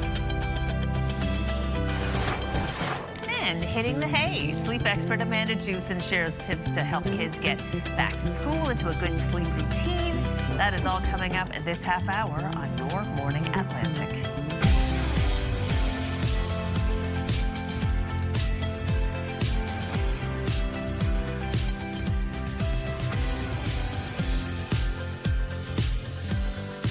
Good morning. We're so happy you could join us. Maybe the young kids are already up early if you've got the little ones, but if you've got a teen, maybe they're still sleeping in. So we're looking forward to having Amanda Jewson come on the show in just a few minutes. She's been on the show before. She is a wealth of knowledge when it comes to sleep, and I'm anticipating the big tip will be, we'll hear from her is not to expect something to happen, to change overnight, to have a gradual, gradually get them ready. So I'm glad we're having that conversation now. Yes. Because even too, it's starting to get darker a little earlier. That's helpful. I was going to ask you, Amanda, do you adjust your son's sleep schedule during the summer? So that's a great question. So we usually let him, if we're on vacation, we'll let him stay up as late as we're staying up, but we don't stay up too late. Yeah. Anyway. So it might change from like an 8:30 bedtime to a 9 o'clock bedtime. Okay. We'll start to slowly kind of wind him down, getting him into more of a routine, but we're lucky he's a pretty good sleeper, and if he's feeling tired earlier, he'll go, all right, it's time for bed. Awesome. Yeah. I love your son. I can tell you, Yeah, wonderful. me too. He's awesome. I can tell you from my experience when my kids were little, it would be all they ever did was eat birthday cake and kind of like stay up till whenever. And they eventually did get into routine. Right? So Yeah. you can do it the right way or the wrong way. You'll get there eventually. Blackout curtains is like, there you I'm go. like, no, we're not Absolutely. adjusting. Yeah. We got to stay on the same clock. All right, well, here's a live look at Chester. 19 degrees starting off your day, already seeing a bit of sunshine. That cloud coverage will continue to break down. Sunny skies throughout your day today. A low chance of showers will return, though, late into the afternoon. Pretty much the same for much of the Maritime region today. 17 to start your day in Halifax and Charlottetown. 16 degrees over in Moncton with 5 degrees in Edmonton. 9 starting off your day in Labrador City. 17 in Gander. 18 in St. John's. Over to our satellite and radar. Chance of showers for parts of both Newfoundland and Labrador today, although we'll be seeing some sunshine as well. And then for the Maritime region, sunny skies for all 3 Maritime provinces with a chance of showers moving back in late this afternoon. And in terms of our wind forecast, remaining quite light for all 3 Maritime provinces, 20 kilometers per hour this morning in North Cape, 11 in Miramichi, no wind gusts to report. We'll take another look at your weekend forecast just ahead. First, a look at your local news with Amanda. Thank you, Latavia. It will likely take at least a month before American alcohol is back on store shelves in Nova Scotia as part of a new trade deal with the U.S. Nova Scotia, like other provinces, pulled American booze from its provincial liquor stores last year in retaliation for U.S. tariffs placed on certain goods. The trade rift with the U.S. pushed many consumers to buy local instead, and the province's finance minister says some consumers may never turn back. And in some cases, they've switched from, buying U.S. product to buying local product, and we expect that it'll take time for them to revert back, or maybe they never will. We expect they'll continue to use local products. Even if the country reaches a deal and the immediate tariff threat is diminished, Premier Tim Houston says his government won't abandon its efforts to find new trading partners and export markets. PEI Premier Rob Lance declined to comment on all of this on Thursday, while New Brunswick's Premier Susan Holt issued a short written statement saying in part, "We are expecting to see tariff reductions, and once the details have been finalized and shared, we will weigh in on the deal for New Brunswick." Meantime, the president of the province's Federation of Woodlot Owners says the sector is really feeling the impact from lumber tariffs. When the mills are hit with these extra expenses, they often pass that expense or a portion of that expense onto the wood producer in the form of lower prices, and the margins for making money cutting wood and trucking wood in New Brunswick are already very slim. But some short-term stability is certainly welcome. At the same time, I think we've learned a lesson that we also have to keep at getting our own economic house in order. The CEO of Fredericton's Chamber of Commerce says that includes diversifying markets and reducing interprovincial trade barriers. Police in Halifax are investigating after the body of a man was recovered at a recycling facility. Police were called to the facility on Chain Lake Drive Wednesday afternoon. It's believed the remains of the 50-year-old were found in a commercial container that was picked up in either Bears Lake or somewhere else in the city. At this point, investigators do not believe the man's death was suspicious. For the second time this year, police in New Glasgow are warning residents about the release of a high-risk sex offender. Town police say 43-year-old Matthew William Rosens was released from the Northeast Nova Scotia Correctional Facility, and he's currently in New Glasgow, although he does not intend to stay. Police say Rosens is being monitored, but he's not subject to conditions that prohibit him from being in the area. He is, however, barred from being anywhere near anyone younger than 16. Rosens has been convicted of a number of offenses in Ontario and Nova Scotia and faces new charges in Nova Scotia and New Brunswick. He has a court appearance scheduled in Dartmouth next month. Another emotional public apology from Nova Scotia's energy minister. Marco McLeod again told reporters he was deeply sorry for misogynistic rap lyrics he wrote, recorded, and posted online years ago. The 37-year-old minister said the recording was first posted 13 years ago and never generated any money. However, he did not directly answer when asked if he posted the song to platforms again in 2023, the year before he was elected in a by-election. McLeod admits he did not disclose the existence of the recording to party officials when he first ran for office. For another week in a row, you will be paying more to fill up your vehicle at Maritime pumps. Beginning with Nova Scotia Zone 1, that's the Halifax area, gas increased by 4.4 cents, the minimum price $1.85.8. Diesel increased by 3 cents a litre, the minimum price $2.41.6. After no change on Tuesday, the price of gas on PEI increased overnight by 2.3 cents, the minimum price $1.91.9. And diesel increased by 3.4 cents, the minimum price $2.47.1. And in New Brunswick, gas increased just barely by 1/10 of a cent, the maximum price $1.86.7, and diesel increased by 3.5 cents, the maximum price $2.48.6 a litre.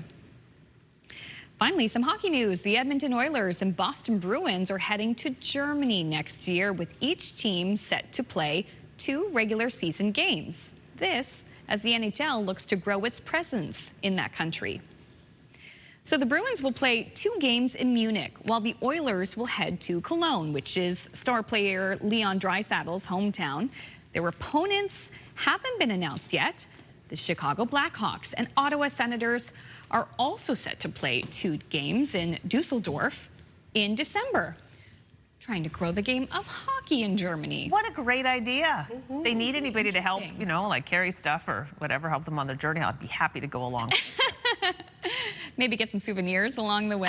Absolutely. I'd love to go to Germany. Yeah, I would love to see the Christmas markets. Yeah, for sure. All of it. It's beautiful, beautiful country. Okay. Imagine starting every day like this. It's raining corn. Hallelujah. You didn't see that coming, see? The Guinea Pig Sanctuary in Massachusetts cares for 350 to 400 guinea pigs on any given day. The sanctuary also offers boarding for owners who go on vacation. They also like to work to rehome them when they can. Guinea pigs need to be adopted in pairs rather, because they're social animals. And I guess they love the song It's Raining Men, only they changed the word to corn. You're like, raining corn. Oh, my song's on. Time to have first snack. Exactly. Oh. Imagine the sounds in there, all the little squeaky. Squeak, squeak, squeak. I've never had a guinea pig as a pet, but I've heard they're very social. Oh my gosh. No, I couldn't have one because I was allergic. I remember growing up, I could have every animal but what I wanted, which was a dog. Ah. So I pretty much had everything that didn't have hair. Yeah. Oh my goodness. Well, very cute. So much. Yeah, there's not a lot of options. Birds, fish, yeah. Snakes. I had a frog. No snakes. Yeah, it's quite different than a dog. All that's very different than a dog for sure. But you have lots of dogs now, so you I did get one in grade 9. That was my first dog.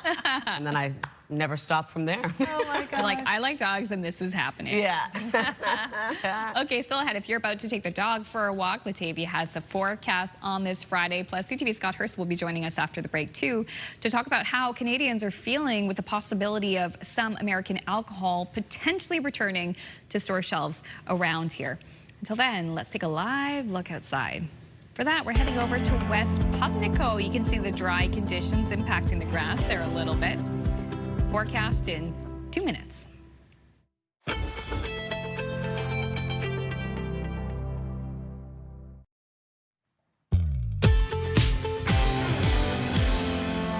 Happy Friday, Atlantic Canada. The time now is 8:12. We're taking a live look at Lockport. 17 degrees to start your day. A bit of a cloudier start to the day. We are going to see lots of sunshine move in before a chance of showers late this afternoon.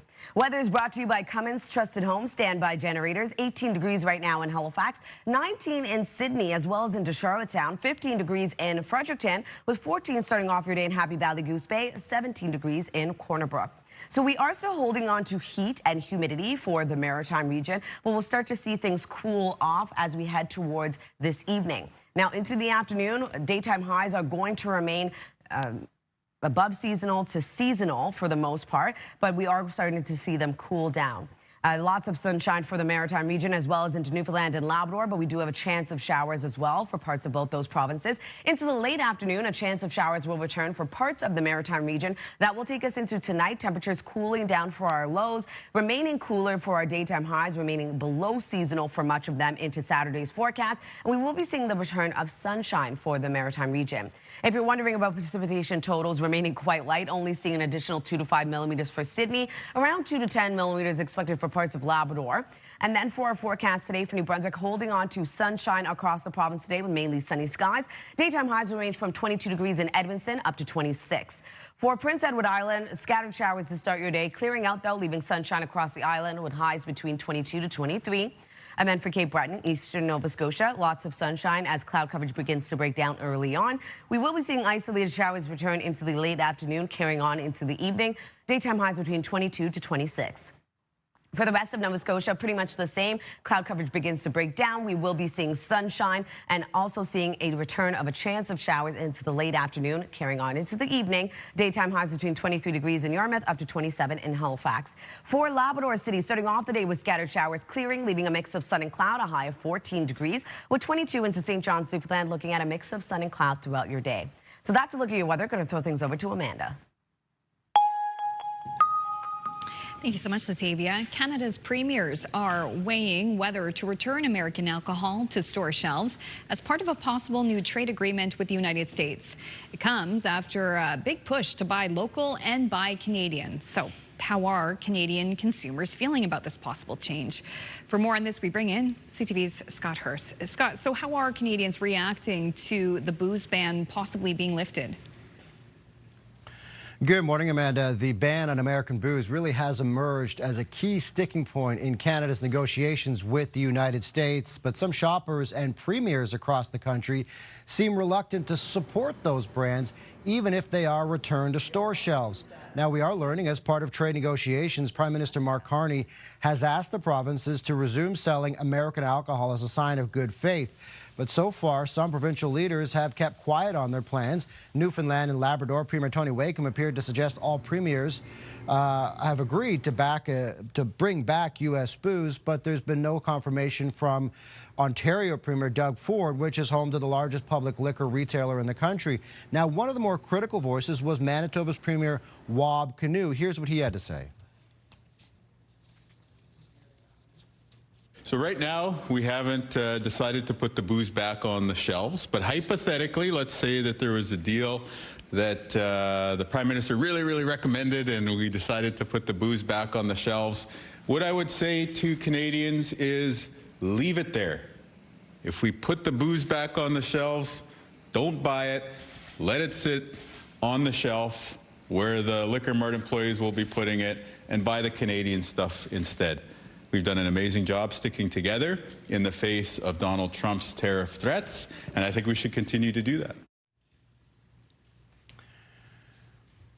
Now, Amanda, a survey done by Polaris shows that the U.S. booze ban has been popular in Canada. It is supported by some 80% of Canadians in the provinces where it is currently in place, according to that survey. However, just over half say they would support lifting the ban as part of getting this trade deal across the finish line. Okay, and we know Premier Wab Kinew making it very clear his feelings on this. Is the sense that Canadians will continue to support that Buy Canadian, the Canadian brand push, or do you think there are fears that this could have a negative impact once U.S. booze is back on shelves?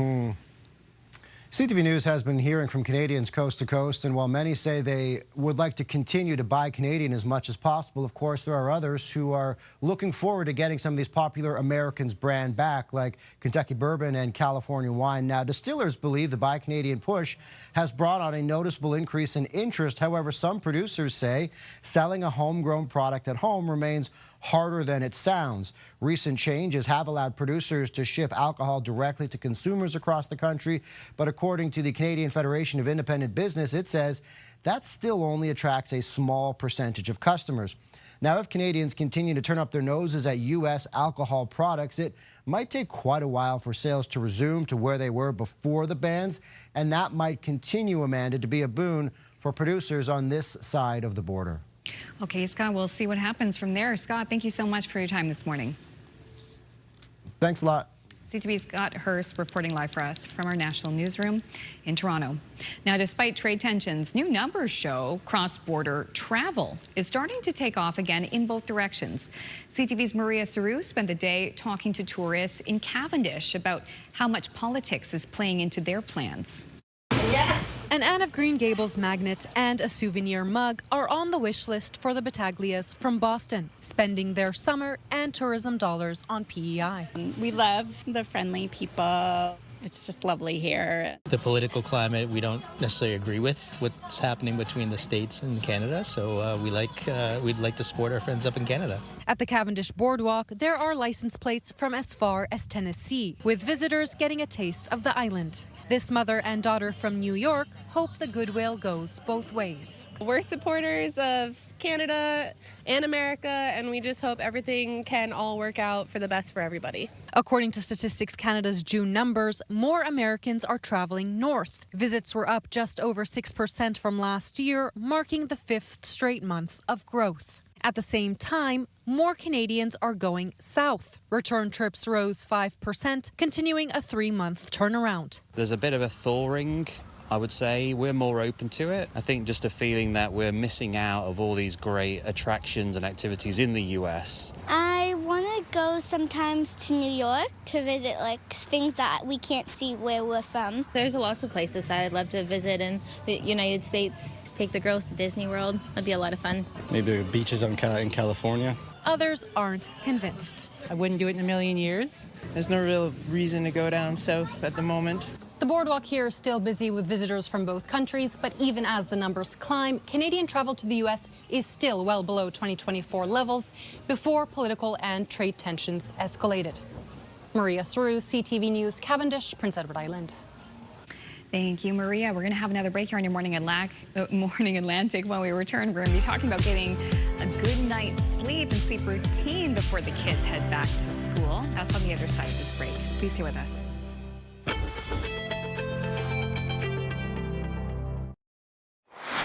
Welcome back. It's 8:23. Now, with back to school around the corner, it may just be about time for parents to start resetting their children's sleep routine so they can get the best rest ahead of heading back to their classrooms. To help get some sleep suggestions, we welcome back our partner and sleep expert, Amanda Jewson. Good morning, Amanda. Good morning. So you're going to introduce us to a concept called the sleep reset. Why is this being suggested for parents? Oh, it's so huge. I think often parents forget about the social implications of summer. We've had very late nights, we've had late mornings, and that is really fun. That is great. But we have to go back to school, which means early mornings, early bedtimes, and bodies don't suddenly like to go to bed early.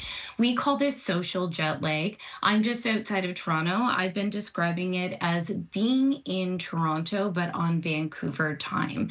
That's hard. And with 3 in 10 kids not getting enough sleep as it is, it can set your first day of school into a bit of a chaotic start. Interesting. Now, how important is the sleep environment for the child in ensuring they get enough sleep? We know about bedtimes. What about the environment itself? Oh my gosh, I talk about this all the time, but the environment should be a cue that sleep is coming next. Your kiddo should walk into their room. It should be comfortable, inviting, quiet, dark. All of those things are important. Boring, very boring. Get the screens out of there, get all of those things. But the environment is key and ideally should be in the same location every night. And when and if possible, we can hand ownership of the environment to the kids. So I love things like picking out bedding. The ND Kids line actually has really cute, playful bedding that kids like. And if that's going to eliminate a fight for bedtime, highly recommend that small bribe. You pick the sheets, I pick the bedtime, let's do it. All right, we were just showing some images of the children in their sleep environment, and they're on like really cozy looking mattresses and such. Is the mattress and pillow, like, does that make any difference for kids? gosh. I cannot stress this enough. I don't often partner with brands, but when I do, it's because I absolutely love them. The Endy Petite line is specifically and thoughtfully designed for your little dreamer and growing bodies. So a child's mattress shouldn't be an adult mattress. So the specific line has 7-inch medium firm foam designed to create spinal alignment for your child. The Endy pillow is the same. We talk about loft. So loft refers to the height of the pillow. We want something low loft. Too high or too low is going to mean a sore neck for your child the next day. And so the Endy pillow specifically is designed for children in mind. It has gel infused within the foam. I hear a lot of my clients have hot, sweaty, sleeping kids. This should help. And my favorite part, listen to this, a fully removable cover that you can wash. And anyone who has cleaned up vomit at 2 o'clock in the morning is doing a little happy dance like right now. It sounds like they've thought of everything, and we all know how important Really. sleep is, and you know, for us at work, but just imagine for the kids' school day. Amanda, thank you so much for your thoughts this morning. My pleasure. Thank you. That was our partner and sleep expert, Amanda Jewson. Now we'll turn our attention over to Latavia. Thanks, Crystal. Taking a look at our weekend forecast, 27 degrees for New Brunswick today with sunshine across the province. 25 on Saturday. We will be seeing sunshine with a low chance of showers for parts of the province into the afternoon. 20 degrees on Sunday with rain across the province. For Nova Scotia, 28 degrees today, sunny skies with a chance of showers late this afternoon into the evening. 24 on Saturday with a mix of sun and cloud. We do have evening showers returning, and then sunshine for Cape Breton on Sunday. But for the remainder of the province, periods of rain cooling down to 22. For Prince Edward Island, 23 degrees, scattered showers clearing, leaving sunshine. Sunshine remains in the forecast on Saturday with a high of 24, cooling to 20 on Sunday with showers.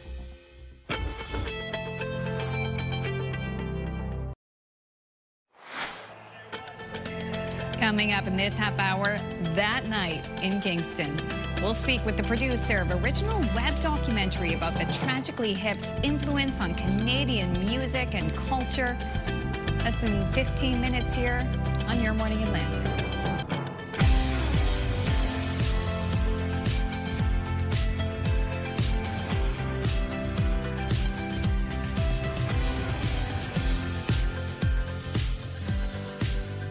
Good morning and welcome back. Thank you so much for joining us. The time now is 8:30, almost 8:01. There we go, 8:31. It's Friday. That it is. I'm reversing time, clearly. Yeah. That's okay. Turn back time. You can turn back time. Yeah, that's exactly what I thought it meant. You share. If you could turn back time, where would you like to go? Would you like to go back 10 years ago to see the Tragically Hip's last concert, which was this week, August 20th? How can that have been 10 years ago? I remember CTV National News did their national broadcast from Kingston, Ontario. Outside, I know it's changed names. It's been like the Leon Centre. Now I think it's the Slush Pup Centre. It is. The Slush Puppy Centre. Slush Puppy Centre. Not the funnest name for a centre ever? It is. Yeah. Home of the Kingston Frontenacs and right along Tragically Hip Way. Yeah. It's a beautiful spot, and I've never lived in Kingston, Ontario. It is where most of my family calls home now, and there is Tragically Hip love everywhere, as it should be. Yes, for sure. Been to Kingston. You would really love beautiful. it. Yeah, it is a beautiful spot. Nice. It's not Atlantic Canada beautiful, if you know, but it's nice. All right, well, now we're going to take a look at St. John's, Newfoundland. Beautiful sunny start to your day. Sunshine sticking around throughout the day today. Already 21 degrees in your area, so quite a warm day ahead. We're kicking off the end of the work week with beautiful sunshine for much of the region. 18 degrees in Halifax, 19 starting off your day in Sydney and Charlottetown. 18 degrees in St. John with only 9 degrees in Labrador City. We do have a chance of showers tracking across parts of Newfoundland and Labrador. We saw showers early in the morning for parts of the Maritime region. Clearing out, cloud coverage breaking down, seeing sunshine for all 3 Maritime provinces before the return of a chance of showers late this afternoon. In terms of the wind forecast, remaining light across all 3 Maritime provinces today, 22 kilometers per hour in North Cape, 17 in St. John with 11 in Halifax and Grand Manan. No wind gusts to report. We'll take one last look at your forecast just ahead, but first one last look at your local news with Amanda. Thanks, Latavia. Time is 8:33. It will likely take a month before American alcohol is back on store shelves in Nova Scotia as part of a new trade deal with the U.S. Nova Scotia, like other provinces, pulled American booze from its provincial liquor stores last year in retaliation for U.S. tariffs placed on certain goods. The trade rift with the U.S. pushed many consumers to buy local instead, and the province's finance minister says some consumers may never turn back. And in some cases, they've switched from, buying U.S. product to buying local product, and we expect that it'll take time for them to revert back, or maybe they never will. We expect they'll continue to use local products. Even if the country reaches a deal and the immediate tariff threat is diminished, Premier Tim Houston says his government won't abandon its efforts to find new trading partners and export markets. PEI's Premier Rob Lance declined to comment on all of this Thursday, while New Brunswick's Premier Susan Holt issued a short written statement, saying in part, "We are expecting to see tariff reductions, and once the details have been finalized and shared, we will weigh in on the deal for New Brunswick." The president of the province's Federation of Woodlot Owners says that sector is feeling the impact from lumber tariffs. When the mills are hit with these extra expenses, they often pass that expense or a portion of that expense onto the wood producer in the form of lower prices, and the margins for making money cutting wood and trucking wood in New Brunswick are already very slim. But some short-term stability is certainly welcome. At the same time, I think we've learned a lesson that we also have to keep at getting our own economic house in order. The CEO of Fredericton's Chamber of Commerce says that includes diversifying markets and reducing interprovincial trade barriers. For another week in a row, you will be paying more to fill up your vehicle at Maritime pumps. In Nova Scotia Zone 1, gas increased by 4.4 cents. The minimum price now $1.85.8. And diesel increased by 3 cents a litre. The minimum price now $2.41.6. After no change earlier this week, the price of gas on Prince Edward Island increased by 2.3 cents. The minimum price now $1.91.9. And diesel increased by 3.4 cents. The minimum price $2.47.1. And in New Brunswick, gas increased, but just barely by 1/10 of a cent. The maximum price now $1.86.7. And diesel increased by 3.5 cents. The maximum price $2.48.6. Finally, Canada's top girls baseball players are stepping up to the plate in Moncton.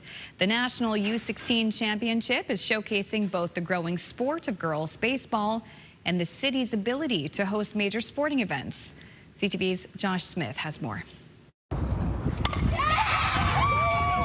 Moncton is stepping up to the plate, and the competition is already heating up here at the Under-16 National Baseball Championship. Organizers say this is a warm-up before hosting the Canada Games in 2029. Between the City of Moncton and Moncton Mountain Baseball, we decided to do a tune-up event, which actually turned into a 2-year event because we'll be hosting this event again next year in 2027 as well.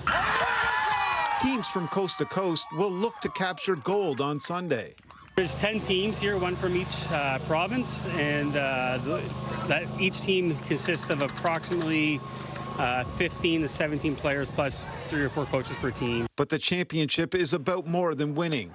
Players say it's another opportunity to show that girls belong in baseball. For this local player, the journey began in Capillet, the hometown of the late Major League pitcher and New Brunswick legend Riel Cormier. But the one thing I do like about baseball, I feel a lot of sports I've played, it's easy to master. This one, there's always something to think about. And seeing a level of baseball that's really professional, really well executed.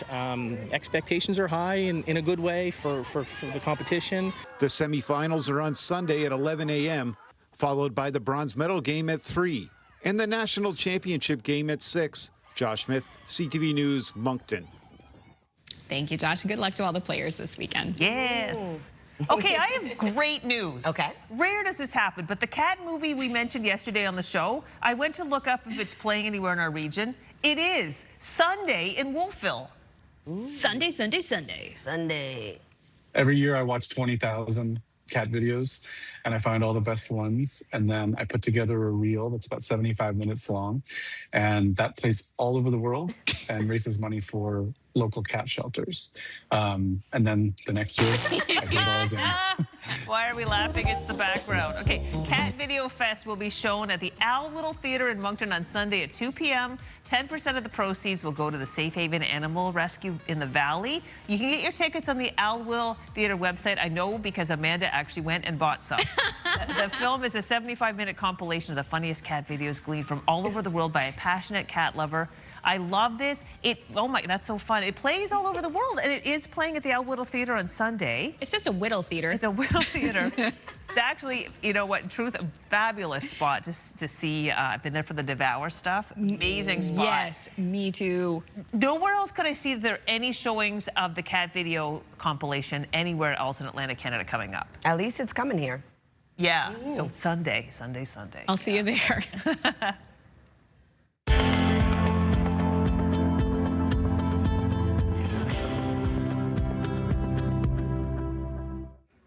All right, when Maritimers hit the road this summer, their first stop should be Needs Fast Fuel to fuel up your adventures. The Shediac Renaissance Fair returns this weekend from Saturday, August 23rd until the 22nd rather to the 23rd. You can enjoy a family fun weekend of field competitions, artisans and merchants, nightly combats, live music, magic, fire shows, and so much more. So cool. I know. Head to their website for a full list of activities. And if you're in Tignish this weekend, why not enjoy a fun afternoon of shopping, music, local food, and community? The West Prince PEI Markets returns to North Cape, the North Cape Gift Shop, on Sunday, August 23rd at 11 a.m. until 4 p.m. For additional information, head over to their Facebook events page. And the Canadian Surf Life-Saving Championships returns to Halifax County. From today until August 23rd, over 150 lifeguards from across Canada will compete in running, paddling, swimming, and other life-saving skills to be crowned the ultimate lifeguard. Wow. The competitions will take place at both Martinique Beach and Rainbow Haven. For more information, head over to the website on your screen. Explore the Maritimes this summer. Brought to you by Needs and Fast Fuel. There for all your on-the-go snacking needs. CTV, in partnership with Needs Convenience and Fast Fuel, wants to help you fuel up for fun. With more than 140 stores and gas bars throughout Atlantic Canada, Needs is your headquarters for coffee, slushies, snacks, meals on the move, car washes, and fuel. One lucky viewer will win a $200 gift card to be used at any Needs or Fast Fuel location. So adventure awaits. Don't miss out on your chance to fuel up for fun. Head over to ctvatlantic.ca and good luck. All right, still ahead, we're going to speak with the producer of a web documentary about her personal connection to the Tragically Hip. Hard to believe that their last concert in Kingston, Ontario was 10 years ago. I know. We're going to reflect on that, the legacy, and also the forecast next.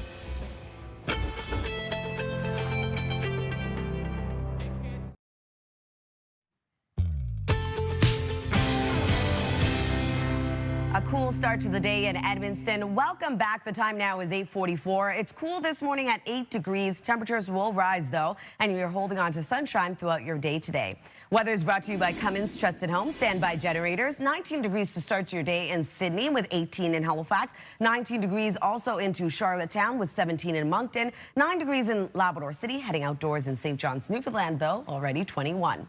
We will be seeing sunshine for much of the region today, but we do have a bit of precipitation as well. A chance of showers will track across parts of Newfoundland and Labrador, and then into parts of Nova Scotia early in the morning. A bit of shower activity clearing out, though, leaving sunshine for all three maritime provinces, with a chance of showers returning late this afternoon. Into the evening, temperatures cool back down. We are going to see that humidity begin to lift. Into Saturday's forecast, sunny skies remain for all three maritime provinces. Cooler daytime highs, seasonal to below seasonal.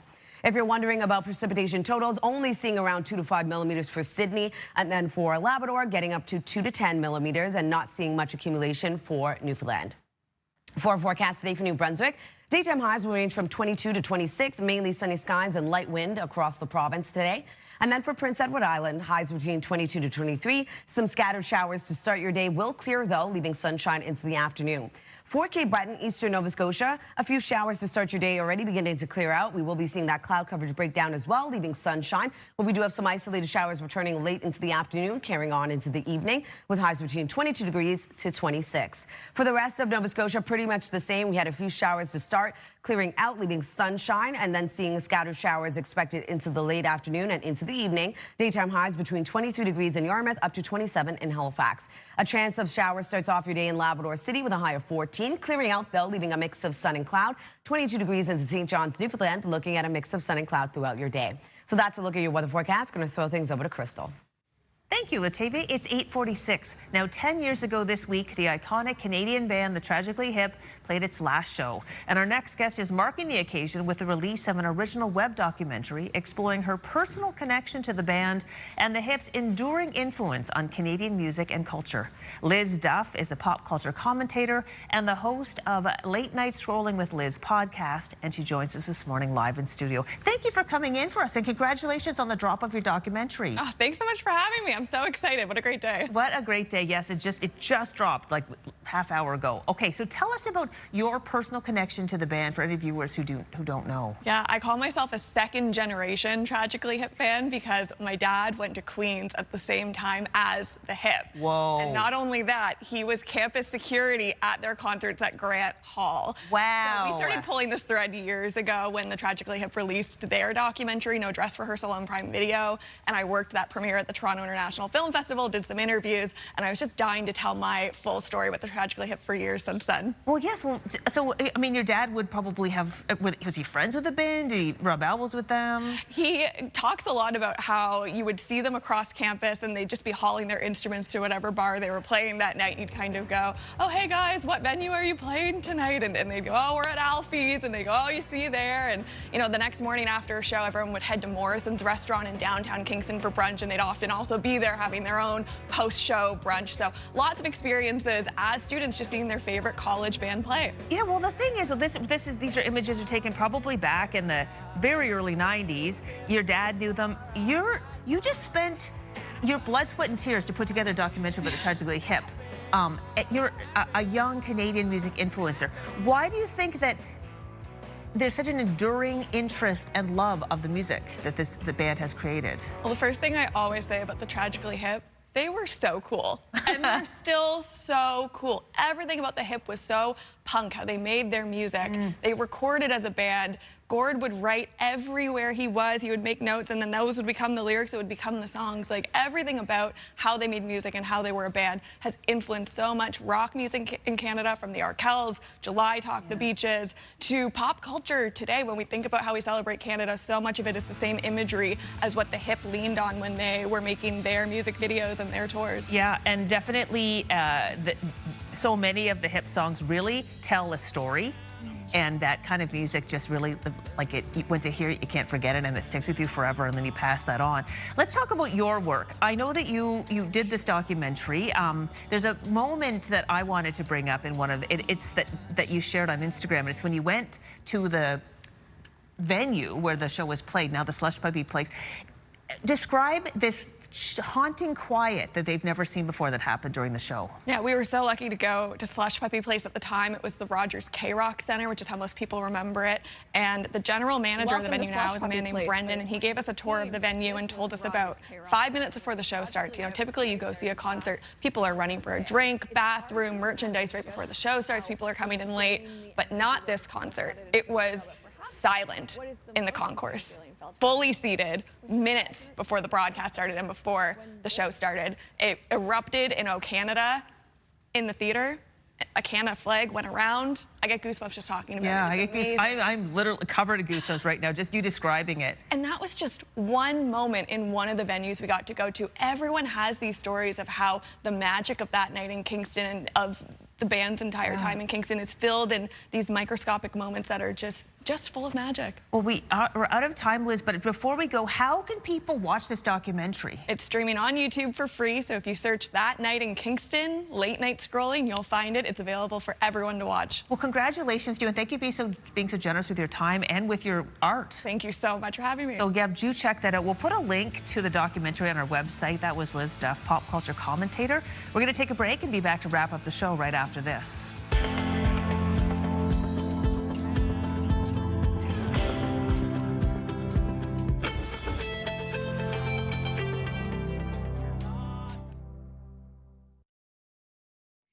Welcome back. Just a few minutes left on this Friday show of this week. And this is the time where we share your answers to the Move Morning Chat. We were talking today about what's the summer project that you've been working on and if you're almost done. And the first one's really sweet. This is where you get your family to help. Mary from Cape Breton says, our 2 sons, both plumbers, came home to convert our bathtub into a walk-in shower and built us a new front deck. They did both in 2 weeks. Whoa. We're very fortunate to have family with the ability to do the work for us. That's incredible. Wow. You raised them right. I'll be getting some contact information after the show. Do your sons do contract work? Exactly. Well done, Mary. You're going to enjoy that. Brandon says, big summer project is a redneck pontoon boat made with 55-gallon barrels. Oh, come on. I want to see a photo of this. Yes. Oh, that's going to be cool. Living here on the Hawk, it is a must-have. That is so cool. That sounds amazing. Wow, that would be a lot of work. Oh, yeah. A lot of barrels, too. Indeed. Okay, and LJ says, we put a new roof on our woodshed, and now we are replacing the railings on our wraparound deck. Oh, my gosh. To have a wraparound deck. Oh, gorgeous. Wouldn't that be a dream? It's so obviously. A dream. LJ, never a dull moment in your life. Thank you for sharing your life with us. Thank you so much. And Karen Harker from Dartmouth says, my goal project was to learn how to make mustard pickles, and I did. Also, a wonderful goal was to visit my family in Calgary and meet my great-granddaughter, and I did both. Oh, yay. Love that for you, Karen. Ooh, travel is a wonderful project to put on the list. It is, it is. Also, too, congratulations on being a great grandmother. Yeah. Wow. To be so lucky for your whole family. That's amazing. Yeah, Yes. that's incredible. Okay. Last laugh time. It's Friday. Let's end on a funny note. A British couple is going viral for their genuine reactions to experiencing ordinary Canadian life, and in this case, wildlife. Guys. There's no way that's a raccoon. Look at that. What weird little creatures. They're so cool. Look at their ringtails. They're like possums, really, aren't they? To be honest. Very large possums. Yeah, like huge possums. Do you know what it's like? A possum and a badger had a child. Guys. That's exactly what it's like. Oh, it's so true. That's exactly what They it's won't like. play dead. Imagine they met Jimothy. Timothy with no the neck. viral raccoon out west. Yeah, I remember when I was in China in 2014, we went to a zoo and there was a raccoon in an enclosure and it was drawing a lot of attention. And you're like, it's a raccoon. Exactly. It's a trash panda, guys. Exactly. And the funny thing is, they asked us, well, what does raccoon meat taste like? And I said, we don't eat that. If you want, though, you can find it on the side of the road. Yeah, exactly. I'm sorry. Anyway, I just thought, what a question. But no, I haven't tasted raccoon. I don't know. Don't know. In any case, yeah, I guess like we would go to places like Australia where, like you have, where there's kangaroos everywhere. Oh, it's been a year since I've been in Australia. Already, eh? I know, but it is wild because kangaroos and koalas, real wildlife there. Anyways, what a change. What a world. We're grateful to be here. Thanks for being with us. Yeah, Have a great weekend. Yeah, bye-bye.